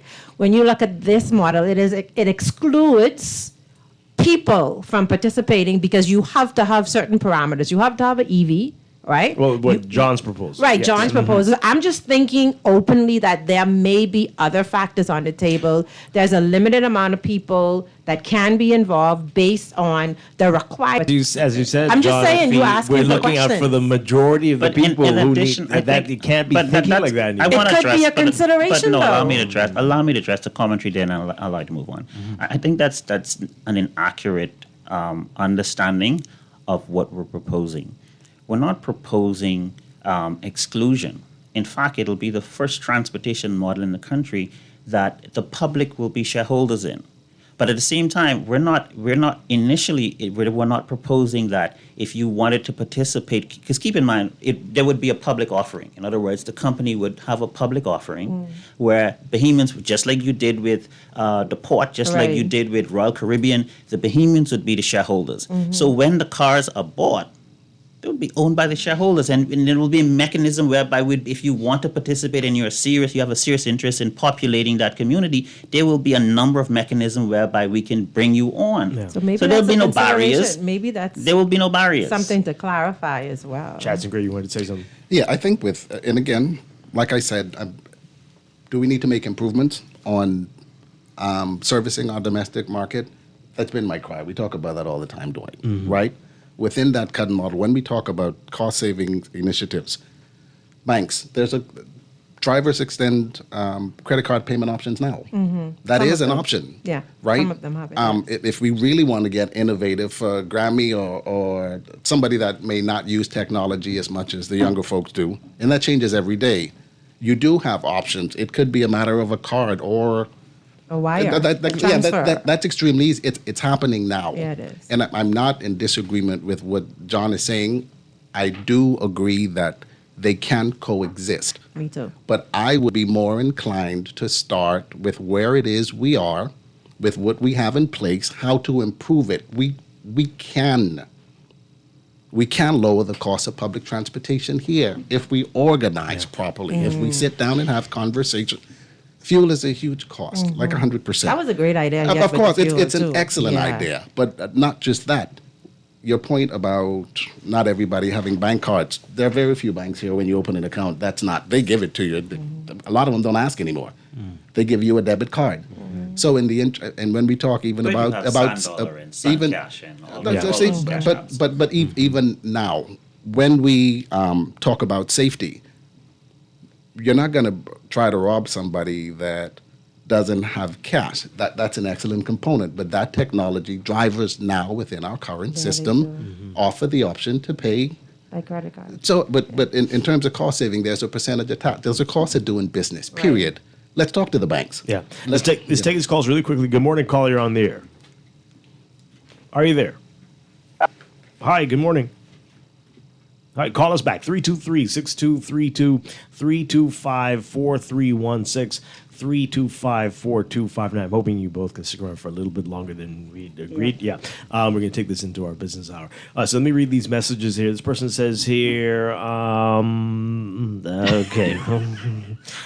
Oh, boy. Does what the minister spoke about in the statement apply to church buses? I don't think they pay. Do they charge? Right? I hope not. I hope not too. This person says here, This is brutal. yeah, taxis do not care about locals, and you know what illegal or should be, and what the high ridiculous prices. Oh, this is what should be illegal. The high ridiculous prices Bahamians are charged to get from point A to point B. When will we have a proper bus service? It's like nobody cares about us. The buses don't run 24 hours a day, Dwight. Separate and apart from that, our little town is bound, and even access to buses. That's something, as a collective, as a whole, in servicing the market, that's something we should talk about as well. Well, and the prices are getting higher, right? I think they recently got an increase for the taxis. Yes. A marginal increase. My goodness. Well, marginal. Good morning, caller. You're on the air. Hi, good morning, caller. Yep, okay. This person says their taxis must have meters. Too many times I reach my destination for the driver to give me some bogus price and he doesn't have change, and I have to accept or have to give some huge tip to drive at 100 miles per hour. What? Not help, and they don't help you with their bags, and their trunk is full of garbage, so no room for baggage anyway. The outline even in that text message is some of the conventional challenges with trying to rehabilitate the existing model, because you have to keep in mind, you mentioned it earlier, that the taxi prices are regulated to the extent that there are numbers that are built into the taxi experiences that are gazetted. So when we talk about bringing the cost down, you're asking cab drivers to consider a process and a mechanism whereby they will experience a reversal in the current income structure. That being exactly. Those are two very different business models. And so, again, this conversation that I'm having is not a conversation that I sat down in my bed and thought about at night. This is pretty much one of the first wise and respected persons that I had the opportunity to discuss this model with was Ross Smith, someone that I highly respect and one of the better control of road traffic personnel that we've had. And we spent hours trying to figure out how do we bring not a perfect, but a reasonably functional, deliverable change to this vacuum that exists in the inner city, chief of which, and I'm not saying this to the exclusion of the many non-disabled people, which is the disabled community. I don't think the Bahamian people understand the extent to which that group of people is displaced based on this dysfunction that we're discussing. And so when we talk about affordability, I'm uncompromising on my determination that the next model must reflect a priority of affordability. It's a long tease. We're going to get to your proposal when we get back. Let's take this call, then we've got to go to news, and we'll come to John McPhee's proposal with Ride Bahamas. Good morning, caller. You're on the air. Hey, good morning, guys. First time caller in about 10 years, man. But welcome. Yeah, I work with John. He's a great job, John, right? But I'll tell you this, right? With the thing that you guys are introducing, eventually the taxis are going to, the market share is going to become smaller and smaller. It's just like Uber in the United States is, right? It's something we can't prevent. I know it's coming. We can't stop it. You know what I'm saying? Guests are always going to try to find the cheapest price. And once this thing comes on stream, people are always going to try to find the cheaper price. So if you drive in a taxi, I can tell you the market is getting smaller and smaller. And a change is not here. It's coming. You understand what I'm saying? It's coming. Okay. I would say in response to his thanks a lot. Thank you very much. In response to his he's talking about market share. And remember, one of the things, again, we're not introducing a perfect business model here. there are strengths and weaknesses. But one of the things that we propose is, again, the minister and her team recommended that these vehicles would have a separate and new license tag. Okay, we want to get to that. Let's not confuse the people as yet. We're going to get to that. But Chats and Gray, what would be wrong with that if the prices have to fall for everybody, and then more people getting more business, not just that one fare outside the hotel or one fare outside the airport a day or something like that? No, and thanks to the taxi driver for his contributions. The market has gotten smaller because more plates are in circulation. Right, and I was thinking that too. That's bottom line. The problem. There was a rollout recently in quite a few plates. In my view, just the views and opinions expressed. These are mine. Especially in the absence of a rideshare system. But even with that, I felt like there should have been more consultation with the managing body for the drivers. And we know how politics go. I won't speak to it. But there was this, all of a sudden, taxi plates and plates were everywhere. Mm-hmm. I thought the rollout was less than perfect. But that contributes to the market feeling smaller. Mm-hmm. But our tourism numbers are going up. We have more people that are coming in on the cruise. 3.3 million in total from January to March. Even the airport. And which is true. Not everybody's going to go ahead and jump into a car. Right. But there are opportunities for tours from point A to point B's. People that are stay over visitors, right? So, and that's it. That's a huge point. I must say that when it comes down to the most recent franchise exercise that the minister carried out, I'm one of those Bahamians who think that that placed Minister Colby in one of the most transformative and most consequential minister of transport position in the last 25 years. Mm-hmm. I in no way oppose it. I see the empowerment that it delivered. I see the new opportunities that it brought to young Bahamian men and women. But added to that is the fact that if you accept that the last franchise exercise that was done was under the Ingram administration many years ago. Mm-hmm. My colleague here made reference to the growth in the sector. So the fundamental question here is, it's not the amount of plates the minister gave up, because I think that exercise was due and most needed. The question is, why capitalizing on such a substantive increase in visitor arrival? Mm-hmm. Because more hotels, in terms of the numbers, have gone up. When Ingram was Prime Minister Ingram was in power, we were doing about somewhere between 4 to 6 million visitors a year in terms of growth, and now we're up to almost 10 million visitors a year. So if there's growth in the market, the business that you're in, and you're not capturing that growth, then there's another question to be asked. Well, actually, the private plates are already in the rideshare or whatever. They are advertising and they are capitalizing on some of that. So there are tourists, there are people that are showing up at hotels with blue plates. We have a million rental vehicles also. So that should not happen. You're talking. So that's being captured as well. You're talking almost double, though. But then here's the thing. And I want to be clear. I in no way oppose the release of the plates. It was necessary, 100%. Mm-hmm. The process. Well, it could have been done a little bit better, but I want to speak to this. We have at our disposal, we are in the age of technology. Exactly. We have access to the world. If something happens here, gone are the days where you might hide the Guardian newspaper and not put it on the newsstand in the hotel because you don't want people to necessarily see what's happening in some areas in town. Facebook allows you to set up a business page. People leave reviews all the time. That certainly accounts for a bulk of the business that we do, not just in the United States. Our domestic market, probably 30% of our business comes from Bahamian or residents or Bahamian citizens. All right, let's take this call before we have to take a break for the news. Good morning, you're on the air. Boy, I ain't call you a little while. Now, 2 points I want to get across. The taxi, they are not regulated. They need to put meters in those taxis. Because I had an experience with my wife, and she came from the airport, and that's only about 10 miles. Person tell her $60 only about 10 miles from the airport to where I live in Earl Harbor. And the next person tell her $40 the next time. But she didn't call to come pick up.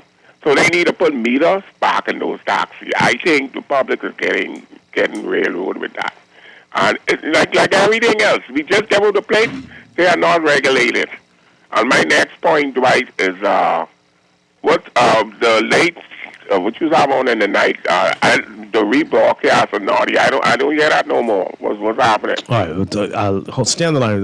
The producer will talk to you. But thanks a lot. You wanted to answer that, Chatson Gray? Absolutely. The same technology that we were discussing prior to the call. The road traffic posts, the rates are available everywhere online, public. You know where you are. They're zoned. Mm-hmm. So meter, no meter, the rate is the rate. If we're talking about the road traffic rate, then you need to talk to the road traffic department. If you feel like you were overcharged, report whoever it is that overcharged you.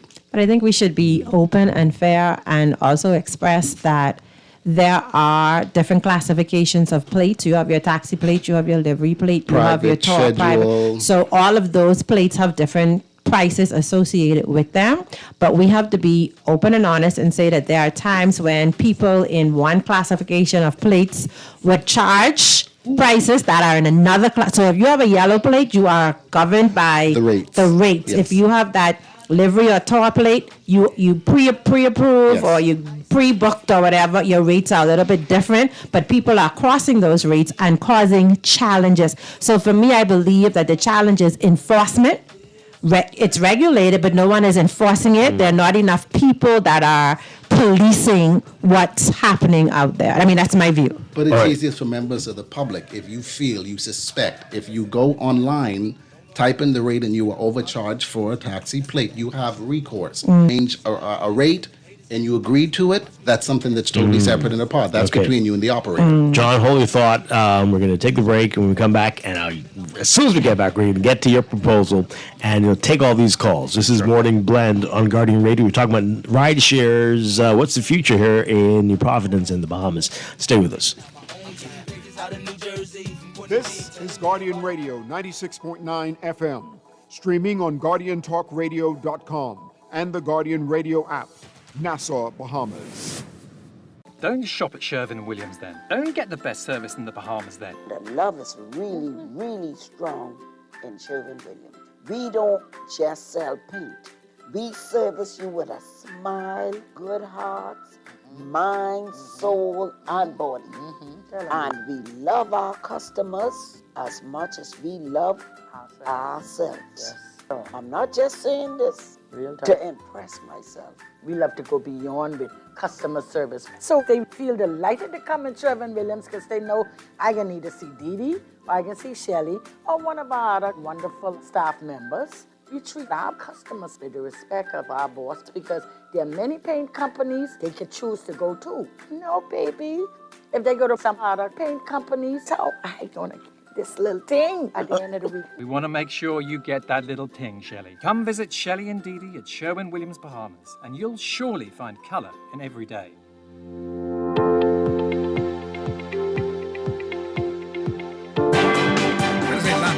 Besides carrying all the roofing material needed to cover East End, Enterprises also has all the equipment needed to put it together and to protect your workers. At Enterprises, we got hand tools, power and manual, including hacksaws, hammers, mauls, wrecking bars, well, hopefully they won't need them yet, drill bits, tapes, plumb bobs, levels, and more. We got cement, concrete bond and fiber, lime, sand, and P-rock. We got dust masks, safety glasses, gloves, hard hats, and high-visibility vests. Lampkin, what we got here at Enterprises is a one-stop shop for builders.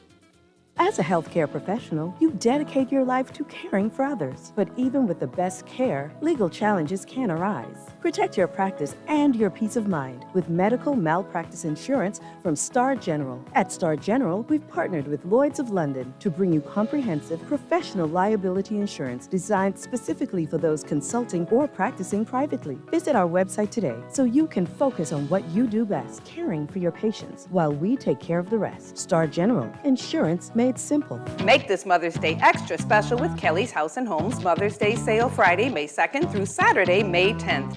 Enjoy 20% off a beautiful selection of dinnerware, glassware, luggage, silk flowers, and picture frames, except on net items. These are all perfect and stylish gifts to show Mom just how much she's loved. Hurry in and take advantage of Kelly's House and Home's 20% off Mother's Day sale, Friday, May 2nd through Saturday, May 10th. Happy Mother's Day, all with love from Kelly's House and Home. It's all fixed. Thank you for coming on such short notice. The kitchen was almost flooded. Happy to help.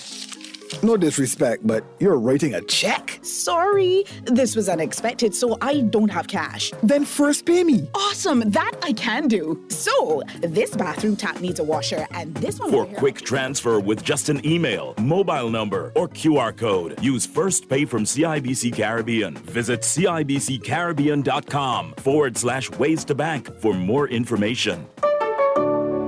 Southwest Plaza has so many stores, I've been trying to find a sensible way to list them all. There's CBS Bahamas, the Ashai Institute, BENC Snack World, Bamboo Shack Bahamas, there, the Athlete's Foot, and BTC, Games and More, John Bull Fine Threads, Alive, Bahari, Dairy Queen, 700, Wine Spirit, Sandy's, Clarkson, Island Luck, Starbucks, and Lowe's Pharmacy, plus Marco's Pizza and Lorraine. Southwest Plaza, what a wide array of stores. Southwest Plaza, stop by today and explore. What if I told you Wendy's has a new burger with a flavor so secret it's almost too delicious to handle? Well, now it's time to unlock that flavor. Try the new sweet and smoky barbecue cheeseburger. We can't tell you everything, but we can tell you that it's packed with flavor, including our secret barbecue sauce. Try the new sweet and smoky barbecue cheeseburger today. Available for a limited time.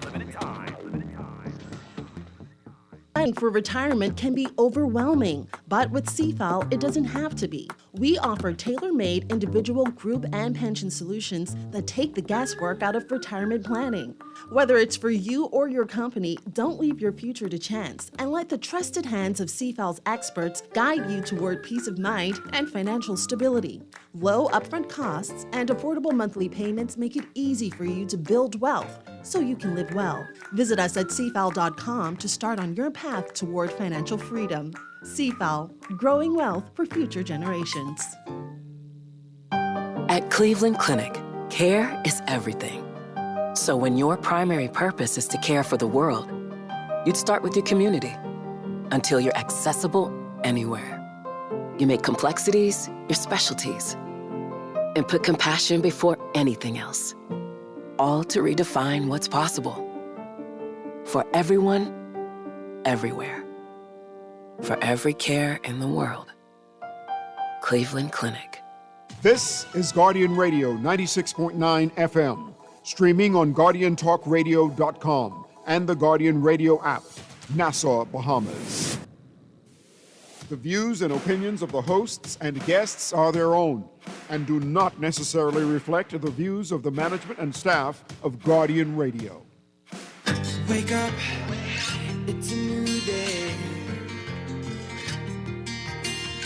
Wake up, it's a new day.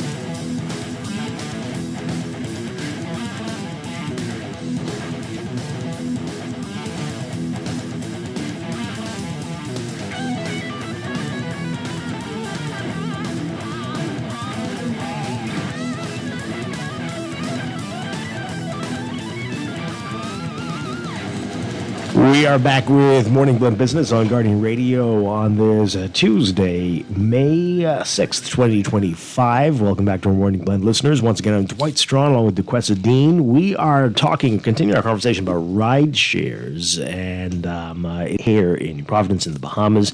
We are talking with Chatson Gray with Safe Ride 242 and John McPhee with Ride Bahamas, who has a proposal, has it on the table right now with the Ministry of Transport. He's going to give us the outline of his proposal. We've been hearing little nuggets here and there all morning. John, I promise we're going to get to you. Let's take these calls, clear the board, and then get to your proposal. Good morning, caller. You are on the air. Hey, good morning, guys. How y'all doing? Doing well. Listen, let me say this to you. The gentleman who this rideshare situation, sir, you are wrong when you say the taxis don't service in the city. Let me tell you why I say that. I don't know what survey you did, or who you have called or contacted, but I service the inner city all the time. But you know what I do? I don't use cash during the night time. I use my credit card machine. Okay? See, but what you and your company trying to do, you guys can sit down and hatch this plan. If we do this ride share, we ain't got to do no driving yet. You can put people on this platform, just like how Uber do it. You can collect this money, put a call, book these rides, and when these people come to the airport, yeah, the taxi driver may get one or two, but you're trying to put these taxi drivers out of a job. And that's Well, you wrong. said it before, that they wouldn't be able to pick up from the airport. Certain why I said that, Dwight. Mhm. Because first of all, you got to remember, you got the tour companies that runs people from the airport. You got the charters. You got all these people with these franchises that pick up people from the airport. Okay? And they talk about prices. Let me tell you what is happening right now at the airport. We'll be fighting now, Dwight. Yeah, but he said it's not for the airport. There's the SUV drivers, who they call the black plate delivery. Let me tell you what they're doing. So they keep blaming the taxi drivers. What they're doing is they're telling the people they're taxis, and when they get to their destination, they charge them because they charge much more. But they're not taxis. You know what I mean? So this guy and his friends and has this plan where we can tap into this plan. No, not this one. But there's some other ones. But John's plan's a little different. But remember, he also said that this isn't for the airport or cruise ports. This is the city. Let me tell you what happens. You can say whatever you want to say, but once you put that platform, because you get the license, but you put that online, where you think the guests can book? Okay. So, John, thank you very much, caller. You better give your idea. You're not the one of the existing ride shares that are operating illegally. This is just a proposal that you had. But there are companies that are ride shares right now, as we heard from the Ministry of Transport and the Road Traffic Department. Those are operating illegally. Let's get to what you propose. Callers, we'll get back to you in just a bit. Okay. To start with, again, we mentioned earlier that the proposal is focused on addressing three key issues, problems, why the taxis, and when we say taxis are no longer in the city, we don't mean... Turn that mic a little bit to you there. We don't mean a random 2 or 3 taxis dropping off. And what we're talking about is a comprehensive ability to respond to the needs of the inner city. And so... The proposal itself, let's start by saying it's designed to not compete with key existing taxi market. For example, as we said earlier, we will not be able to pick up from the airport. The vehicles themselves would be all electric, and that will allow for us to tap into the what we consider to be the cost reduction saving component that electric vehicles deliver. And then we'll be able to pass. Calculated how much you could save? Would you know what that would be? That's a good question. Considering the proposal itself is about 24 months in terms of its most recent review, we had looked at no more than anywhere between $14 to $15 anywhere on the island for inner city services. So for that would be the most you would be able to charge. The most. In fact, what we looked at is, we said earlier that these That's a big difference from the 60 and more that people are getting charged now. And it's affordability, because one of the key markets that we would really like to see is we want to reach the disabled community.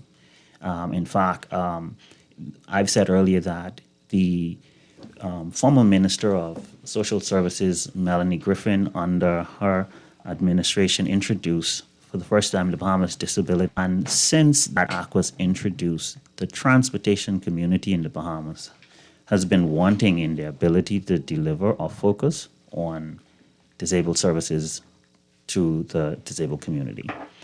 So a key component in our proposal is to make no less than 30% of those vehicles would be disabled friendly, and there will be all of the features and means whereby disabled people would be able to access and use the service. An additional component of the product, I said, would be a separate and new license tag that would be attached to these vehicles.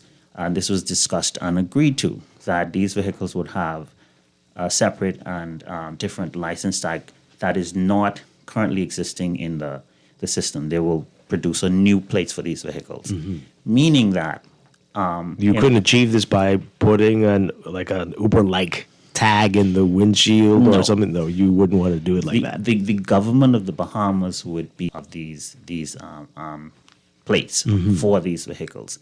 Again, to the extent that, if you are familiar with Freeport, they have the bonded vehicles that are limited to their function based on the license plate that they have.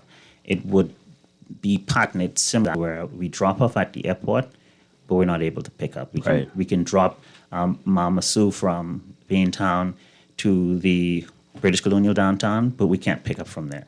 So we'll only be able. What if I wanted a round trip? No. No?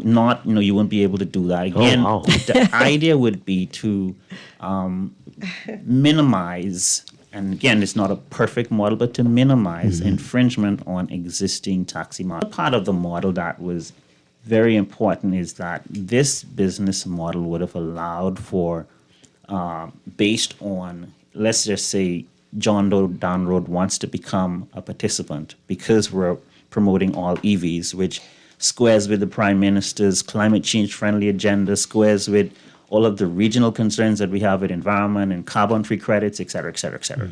So let's just say John Doe wants to become a participant in this new model, and he doesn't have a vehicle.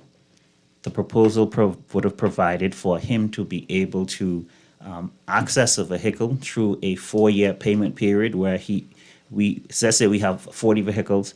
A percentage of those vehicles would be owned by the organization or the platform to ensure that, let's just say, on a given day when a certain amount of people decide that they don't want to work, because the way the model works, you put in an amount of hours, but you can also decide the times that you want to work.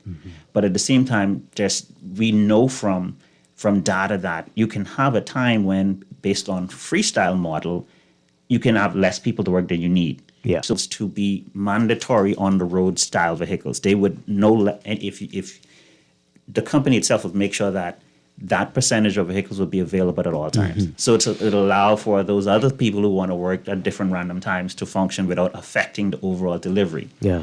But at the same time, it allows for ownership that we would provide through making percentage of the vehicles available to them, and then they pay back as they work. So with rides, the max you said would be what, about $16 at the time, 2 years ago? Yeah, no more than $16. How would you make money from that, though? All right. That is especially with electric vehicles in the fleet. That is a good question, because we know that the current... I love the pricing, though. That's perfect. The current business model that most transportation company uses is specifically represented by having a passenger in the vehicle, and then they make money.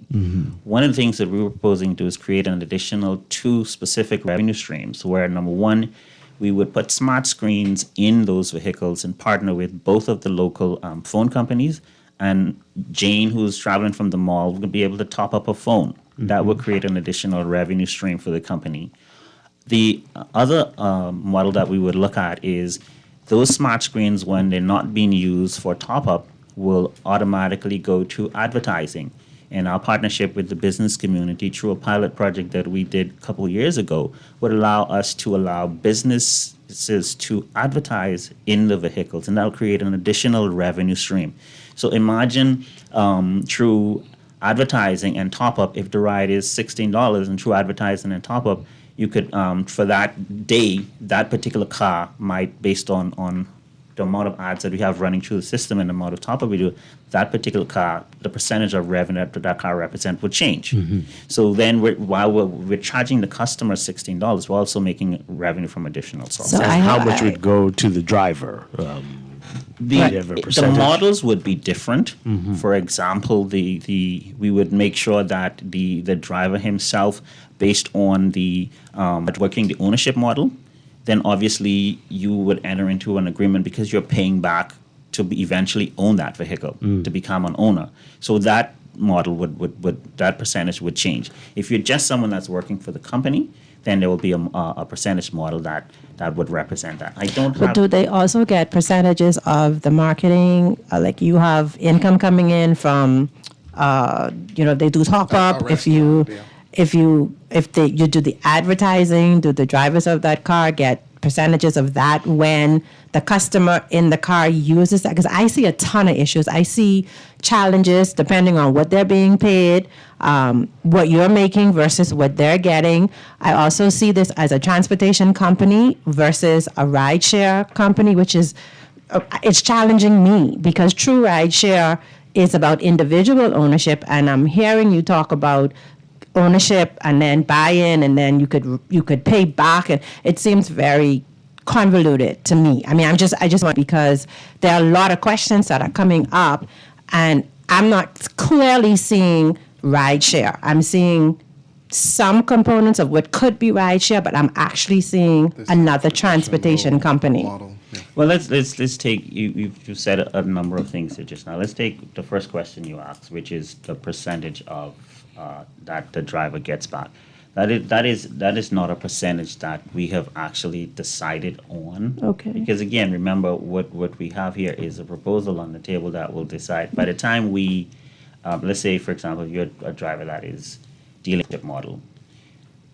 Every year that goes by, the cost of an EV changes. So basically, I might have told you the proposal itself is about two years old in itself since its last review. So those numbers would have to be reviewed to reflect the timeline it'll take to pay back, et cetera, et cetera, et cetera. So we don't have a number for exactly what percentage the driver, but it will be consistent with rideshare numbers. Okay. And of course, it would be cashless, just like how. Yes. To the bank. The other question you asked was about the Revenue share on advertising. the and revenue share on advertising. Top up and all of that. That it would be, for example, the shareholders would sit down and decide exactly what percentage of that would be given back to the driver. That's not necessarily a written in stone component, but these are all, what we're talking about is these are all aspects of the model that makes it functional. I'm not understanding that we would need to have specific percentage numbers to make the model functional. Because again, we have best practices as to what a rideshare makes in Canada, et cetera. So that's easy. It's easy to arrive at a consensus with that. The other question that you asked was in terms of buy-in. One of the things that I feel passionate about is the Bahamian people have often been asked just to be workers in certain experiences for the most part. And the way the global trend is working is people want to be owners. They want to you have companies where stocks and shares are actually a normal part of the employee experience. So what we're saying is that we would like to see a model where you're not just a worker if you want to, but not only that, when I go across the bridge and I tell the people there's a $2 bridge charge, and they say, wow, we're paying Atlantis, are we paying? I say, no, you're not. I say, you're paying the Bahamian people. This bridge is publicly owned. Bridge, right. No, but the bridge is publicly owned. The Bahamian people have shares in that.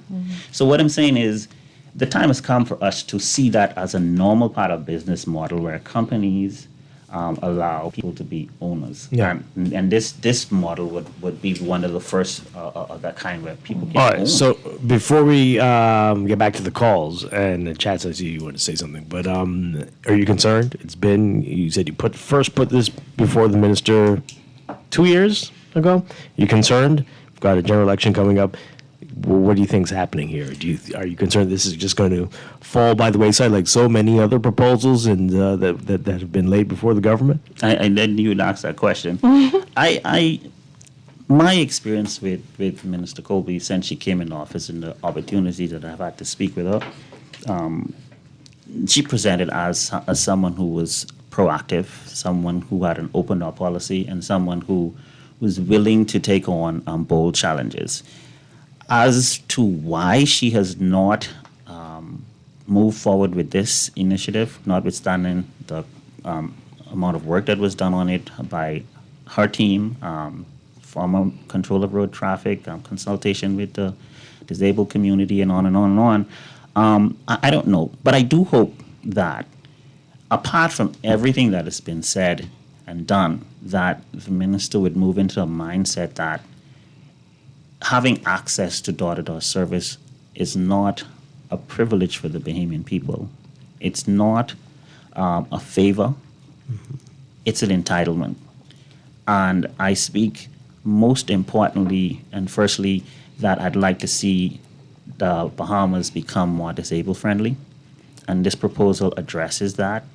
And I also would like to see everyday grandma and young mothers and brothers and sisters be able to, who don't have a car and might have a $20 that they want to get to their job on time, or want to go to an appointment or go to the mall or go to the hospital, be able to have direct access to a taxi to get to and from. Yeah. And that improves the quality of life. To not have that reduces the quality of life. And I need the minister to understand that the inaction of successive ministers over the last 20 years to fully address door-to-door service in the Bahamas has contributed to the reduction of the quality of life for the people in the inner city. Yeah. Well, all over the island. Chats and Gray, you wanted to say something before we go to these calls. Yeah, I don't necessarily disagree. I think there's a point to where we need to do a lot of work with our public transportation sector. How we accomplish that is where we go left and right. Because even within the current system that exists, there are ways that between the taxi drivers, the unions, the public road traffic department, duty considerations for parts, huge expense. At one point, I think there was one of the unions had a service station, or there was talks to have one there. We could look at that gasoline being imported, being discounted.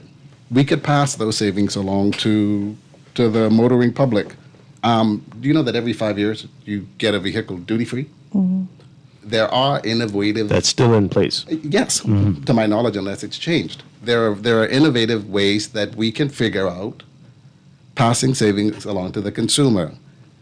Cashless service is available now. We talk to the banks about lowering that cost of doing business. That's savings that can be passed along to our domestic market. In terms of efficiency, like I alluded to earlier, the current model, the guys have comms. They communicate on the airport doors now, on the doors at the hotels in between the lots. If there's somebody in the east that needs transportation, as opposed to sitting in the parking lot or waiting on a line, listen, I have somebody in Blair that needs transportation, XYZ, so on and so forth. The systems that are in place, do they need improvement 100%? But I got to wait for them to leave the nearest hotel. What's that? This is true. British Colonial to get to me? See, but that's just a consideration. It's true. The grouping, the conversion to cabs are primarily downtown and on the hotel doors. Right. That's not necessarily a bad thing. Is there room for discussion to maybe strategically position it somewhere to where they're not just waiting in town? So it's a combination of, if somebody walks out of the hotel and I'm in a line, I can get a job. But if you're just sitting down in the lot, there are opportunities to tweak it. I'm not saying that this is perfect.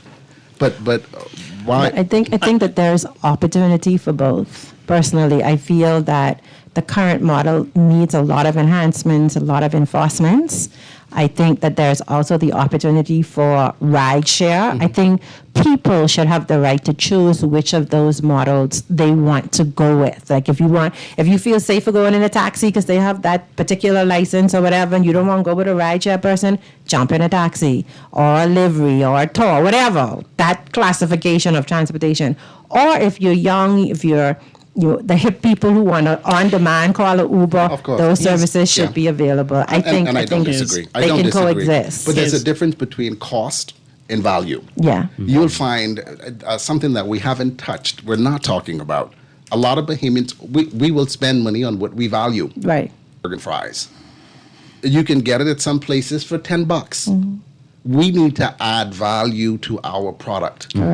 Period. The perception that, one, we do not service the domestic market is a fallacy. That is not straight across the board. I've heard from our Bahamian clients, Dwight. But in that example that you gave, will they leave the British Colonial to go pick up that person in Blair who needs to go to the mall? No. But they won't. Yes, they will. No, they won't. Dwight, it's happened because I've had to call like Atlantis for a taxi. A cousin of theirs? No, I called the hotel door. If my guests need a taxi, I would call the hotel and that somebody would come. Again, if I may finish my point, sorry, John, that is not straight across the board. There'll be one or two, maybe. It is not like if you're looking for figures, empirical data, I cannot provide that. I can tell you that I know if somebody calls John, regardless of where they're calling from, and if he has the availability, he will respond. You two are good guys. You know Joe would. But we're not unicorns. That's I'm not going to sit here and say that we don't have issues. That's not necessarily true. Give me a second. I'm not going to say that we don't have issues in our industry, but I'm also not going to say that we do not have professionals who will respond to both our international and domestic market, which is why I'm saying it is an opportunity for us that exists within the industry now. Okay. Don't wait on the government. All right, I have a question for you in a bit, but John, finish. You wanted to say something. Well, I think both DeQuester and my colleague, Mr. Gray, is seeking to address the availability and the compliance of cab drivers going into the inner city in the absence of appreciating there's a huge level of autonomy that exists in the taxi business. You can't compel a cab driver to leave a specific space. No, you can't. It's a volunteer service. He can decide at the end of the day that if someone is calling from the east for him to go, and most times they do decide that they're not going to go. I think for us to use the exception as a business model rather than the rule. So, for example, if you're walking down the street and you see 400 people without shoes, and you see 2 people with shoes, the exception is the 2 people with your shoes, and the rule is most of the people don't have shoes. So you're not going to base your business model on the 2 people with shoes. You're going to look at the 400 people without shoes. And I think what they're asking here is they're asking us to build a business model based on the exception that you can find 1 or 2 drivers that might go and pick up a local. No, that's not what I'm saying. I'm saying that rideshare is possible. True rideshare is, there is a room for that, for rideshare. But not that particular point. Yeah. I think the point I'm talking about is the involvement, the vacuum exists is because of these areas that we identify. I noticed Mr. Gray keep making the point of passing cost on. Passing savings on. Passing savings on. That is a handsome statement for asking a cab driver to accept a cut in pay. That is not what How otherwise would you do that if you say, if the fare is $14, right? If the fare, let's say the fare is $40. In unspecific terms, the bank say, we're going to give you some savings on the cost of electronic payments. The government say we're going to give you some additional savings on gasoline. Those are all indirect costs. That's not specific cost to a specific cab driver. So when he wake up tomorrow morning and he's used to doing 10 miles of journey for $45, and you say, well, we put these incentives in place, so now we're asking you to do 10 miles for $35. Okay, let's get him to respond. I also wanted you, something you said right at the end there about doing this without the government mandating it. How is that possible? What are you waiting for? As a collective, there is a governing body. The views and opinions expressed are solely that of Chadson Gray of Safe Ride 242 Transportation. There are opportunities in what we regard as crisis. That's a basic human concept. So where the shortfalls exist, there is a body that represents. In recent times, it does not appear to be as organized. I will not call any names. What I am saying to you, with the problem that exists, what could have, should have, we have an opportunity. We're in the industry. We know what our challenges But again, are. what are you waiting for? What am I? What are you all waiting for? On my level and within future plans, we function in this every day. We do it right now. We do network. If my team's not available to facilitate a transport and there's somebody that's available, I make a very quick phone call. Drivers do that now to have it more structured. I would look to, and there's new leadership under the Bahamas Taxi Union. We sat on the opposite side of tables in hospitality, in management, but Tyrone Butler. Tyrone has a knowledge of I believe that he's very experienced in functioning in a union. He's been in the industry for quite some time. I think that he's fully aware of what some of our challenges are. I'm going to send a clarion call to him and to all of my fellow cab drivers. The public has a view. John just said that the market's been abandoned. I do not believe that. And I refuse to believe that if you're sitting on Paradise Island 30 deep because you just got out and it's a slower day and you get a call from Washington Street, we service this entire island when we have the ability to do so. My operation is very small. It doesn't, come on. Okay. And I encourage the guys to call in to just blanket, as a blanket, say that the taxi drivers have abandoned the domestic market. Look at, I'm not trying to do self-promotion. It's not true. Go online and research. We do that with everything else. We've got a lot of calls. Let's take these calls. Good morning, caller. You're on the air. Good morning. Hi. Belinda Wilson here, president of the Bahamas Union of Teachers. But this morning I'm calling with my BNA TUC hat. Okay. And I've been listening to the discussion, all morning about the ride. And actually, I sit in a very peculiar place because I represent the taxi cab union in Abaco, the Bahamas Taxi Cab Union here, and the Bahamas Livery Drivers Union. Okay. And we've sat at the table now for the last 2 weeks. We have a meeting that is planned with the minister and her team and NAD and some other stakeholders. And so after hearing both gentlemen this morning, after we would have had our meeting with the minister and the other stakeholders, I would be open for taxi and livery to have a discussion with these gentlemen. What the thrust of what we're presenting to the minister in the meeting in the next 2 weeks is a draft for a transportation arrival solution. So some of the challenges that they've been identifying this morning on your show will be topics for our discussion at the meeting in the next 2 weeks. And so the unions that fall under you, Belinda Wilson, they appreciate that there's room for rideshare services? Well, I know that Mr. Tyrone was the newly elected president of the Taxi Cab Union. He did a interview with the newspaper. So I got the document a few days ago. I'm going to read what his views are.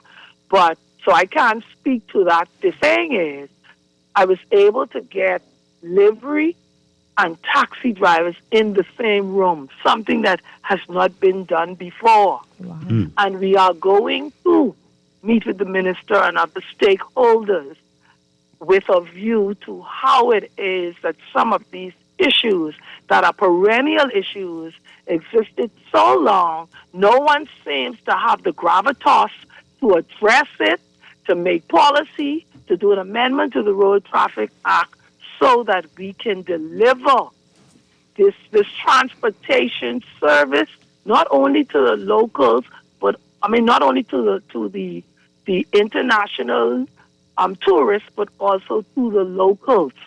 So in hearing these two gentlemen this morning, I will speak to both presidents, President Tori Austin from the Bahamas Livery Drivers Union, and I will also speak with Tyrone Butler from the Bahamas Taxi Cab Union to see if we can have a discussion with the gentlemen that are in your studio this morning. Okay, wonderful. I'll give you their contacts, Belinda. We'll talk. Thank you very much. Okay. Thank you, Ms. Wilson. Have a good day. All right. Let's take another call. Good morning, caller. You're on the air. Hi, good morning. Good morning. Are you there? Yes, good morning. Good morning, Dwight. Good morning to each of you in the room. Hi. Just a quick note, right? Just let me say, about 10 years ago, and on two occasions over the last 10 years or so, I've sat with the taxi union and with others concerning road traffic, this thing. The question is correct, is somewhat correct concerning this being a transportation company, more of a hybridization that John speaks of. When we discussed those same things about the cost, the reduction, or the island-wide fee, which John became around with the same thing, $15. They rejected it because they said that they make significantly more than that. There was an accountability where you say the same thing. Mind you now, it's been about at least since COVID that I haven't went back to this. But in the same thing where you had top-up, you had payment, you had right technologies available where every taxi driver can have. We were talking to the phone company so that individuals could even pay via their phone, which was integrating as part of that payment system. And so, but the problem is that you have a government also that was also unwilling because when you talk about bringing order to the tour, taxi delivery, ground delivery, and bus system, it interrupts what I always talk about, a carbon taxation system, and the government doesn't have a revenue stream to replace it. But what happens though is that we have to look at transportation as a whole, because as you become more efficient, the reduction of individuals is doing. But you had ride sharing where people were going to share rides to work. You had people where you have the delivery service as part of their downtime, the food service, whatever you want to call it. It was a whole combination of things that we discussed. But in Grand Bahama, believe it or not, the taxi in 2 or 3 groups I'm in, there's about 25 taxi drivers that actually functions as part of the Uber system, as you call it, as part of the food system, and as part of the taxi system. And so, I don't know, maybe the environment created it as such, but they integrate whatever. But it's not a simple solution. It requires, this is a data problem, a logistics problem, and the willingness to commit to creating a system. And it does bring about ownership, but it also, efficiency also reduces. All right, I'm really curious about the taxis in Freeport that you mentioned. I mean, are they charging the same fares as the taxis? Anywhere within Freeport, $7, into 8 Mile Rock, $20, $40 to. And that's different from what the taxis charge? Yes, they operate, that's what I'm saying, they operate as both. They operate at the airport. But in the Uber service here in Freeport, they don't allow no delivery to the airport, no pickup from the airport, no delivery to the harbor, no pickup from the harbor, no delivery to the hotels, no pickup from the hotels. Kind of like a thing. So the same people, so when I drop you in my pseudo Uber, then I can take you back in my taxi? The same person? Yeah, they ask you in advance where you're going to. No, because Freeport is a depressed economy, so it became necessity creates a means, right? Okay. But I'm simply saying is that even in places where you can't go into, where we were proposing that you don't drop off or pick up from the hotel, but it requires a development. But one of the biggest strengths, weakness, opportunity, and threats was that an organized ground transportation system would make this more a thing where people use as a collective for school, for this, for that. So each time the improvement of transportation in the Bahamas improves, it takes away. But there's a mindset of maintaining the status quo because a lot of the taxi drivers and other people do not have to book their income and other different things. So it isn't one thing, and it isn't, like John said, all taxi drivers, it can't say all, but many do have this drawback, that drawback. And when you talk to the buses people, they have some certain drawbacks even for the organization of the bus system. So what we have is a habit that we have developed in the country that has kept us from adopting the 21st century. Okay. So if we don't do it, somebody eventually will, because this brings just an ending. This brings an opportunity. Just the question to say, if someone insists on the road, what you call a free economics company, and brings all of these things together, all of them, the tour operators, the charters, delivery, ground delivery, and the bus system could very well be threatened. Thanks. Okay, thanks a lot. We got 30 seconds left. Jackson Gray, your quick Dwight, I'm not sure if comments. Grand Bahama is a great model to compare to New Providence, because I was just there for my birthday. You could be almost anywhere in 7 to 10 minutes. That's a totally different beast. Traffic. Yeah, Freeport is designed and structured. There's very rarely traffic there.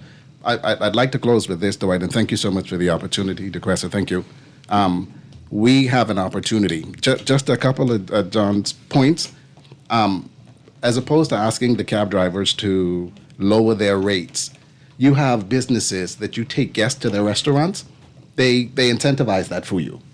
To bring that under one umbrella, many can profit. You have operators, excursion operators. You give them referrals.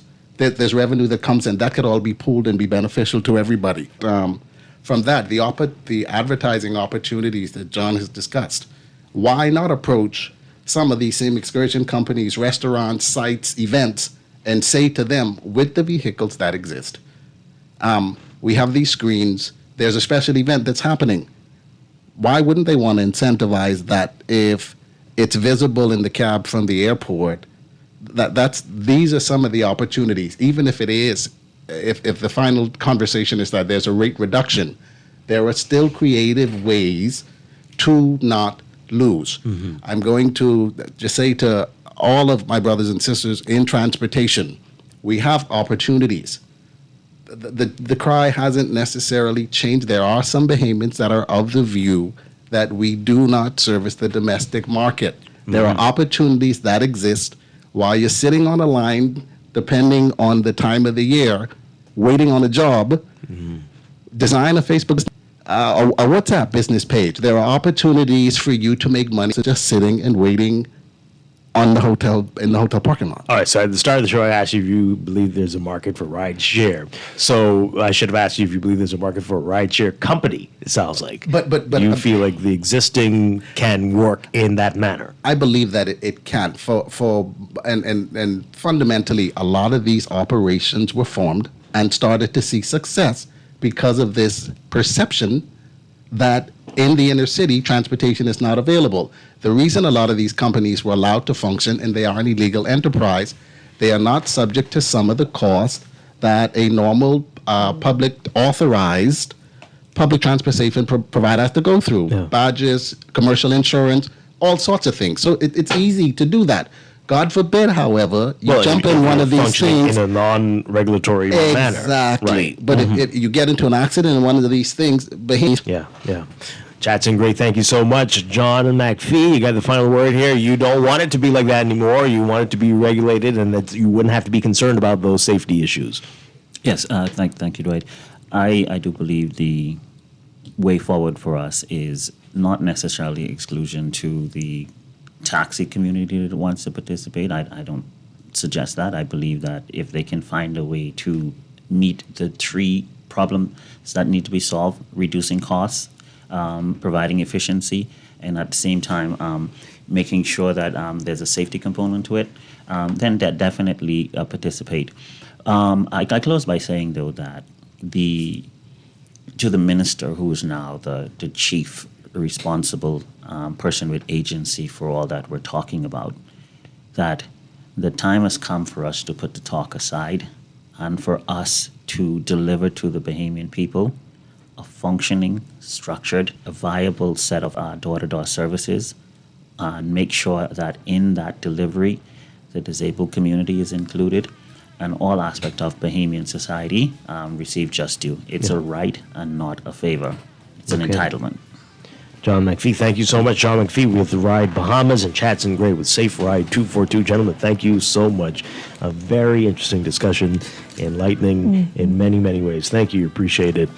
DeQuesta Dean, thank you for being here this morning. Thank you, too. I'll see you next week. Yep. And I'll be back tomorrow morning with more Morning Blend and Morning Blend Business here on Guardian Radio 96.9. Pick up your NASA Guardian for today for the Guardian Business section with the latest business news. This section brought to you in part by Seafowl, growing wealth for future generations. Stay tuned for On the Clock with Aaron Green next.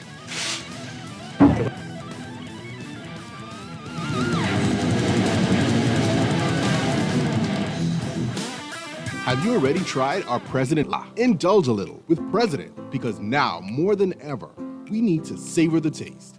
textures, and feelings to truly enjoy the little things that mean the most. President Butter, something to savor. At CFAL, we understand that a secure future is the greatest gift you can give your employees. That's why our tailor-made group pension solutions are designed to fit the needs of both large and small companies. With CFAL, you can provide the retirement you and your employees deserve, ensuring peace of mind and financial stability for years to come. Join the many businesses that have already entrusted CFAL to create the right pension plan for their employees, and let us help you build a brighter future for your team. Visit us at cfal.com to get started on building wealth so you can live well. CFAL, growing wealth for future generations. Since 1989, Joker's Wild Comedy Club has been the heart of laughter in the Bahamas. But now, coming to a close. Get ready for my guy, comedian Tommy Davidson.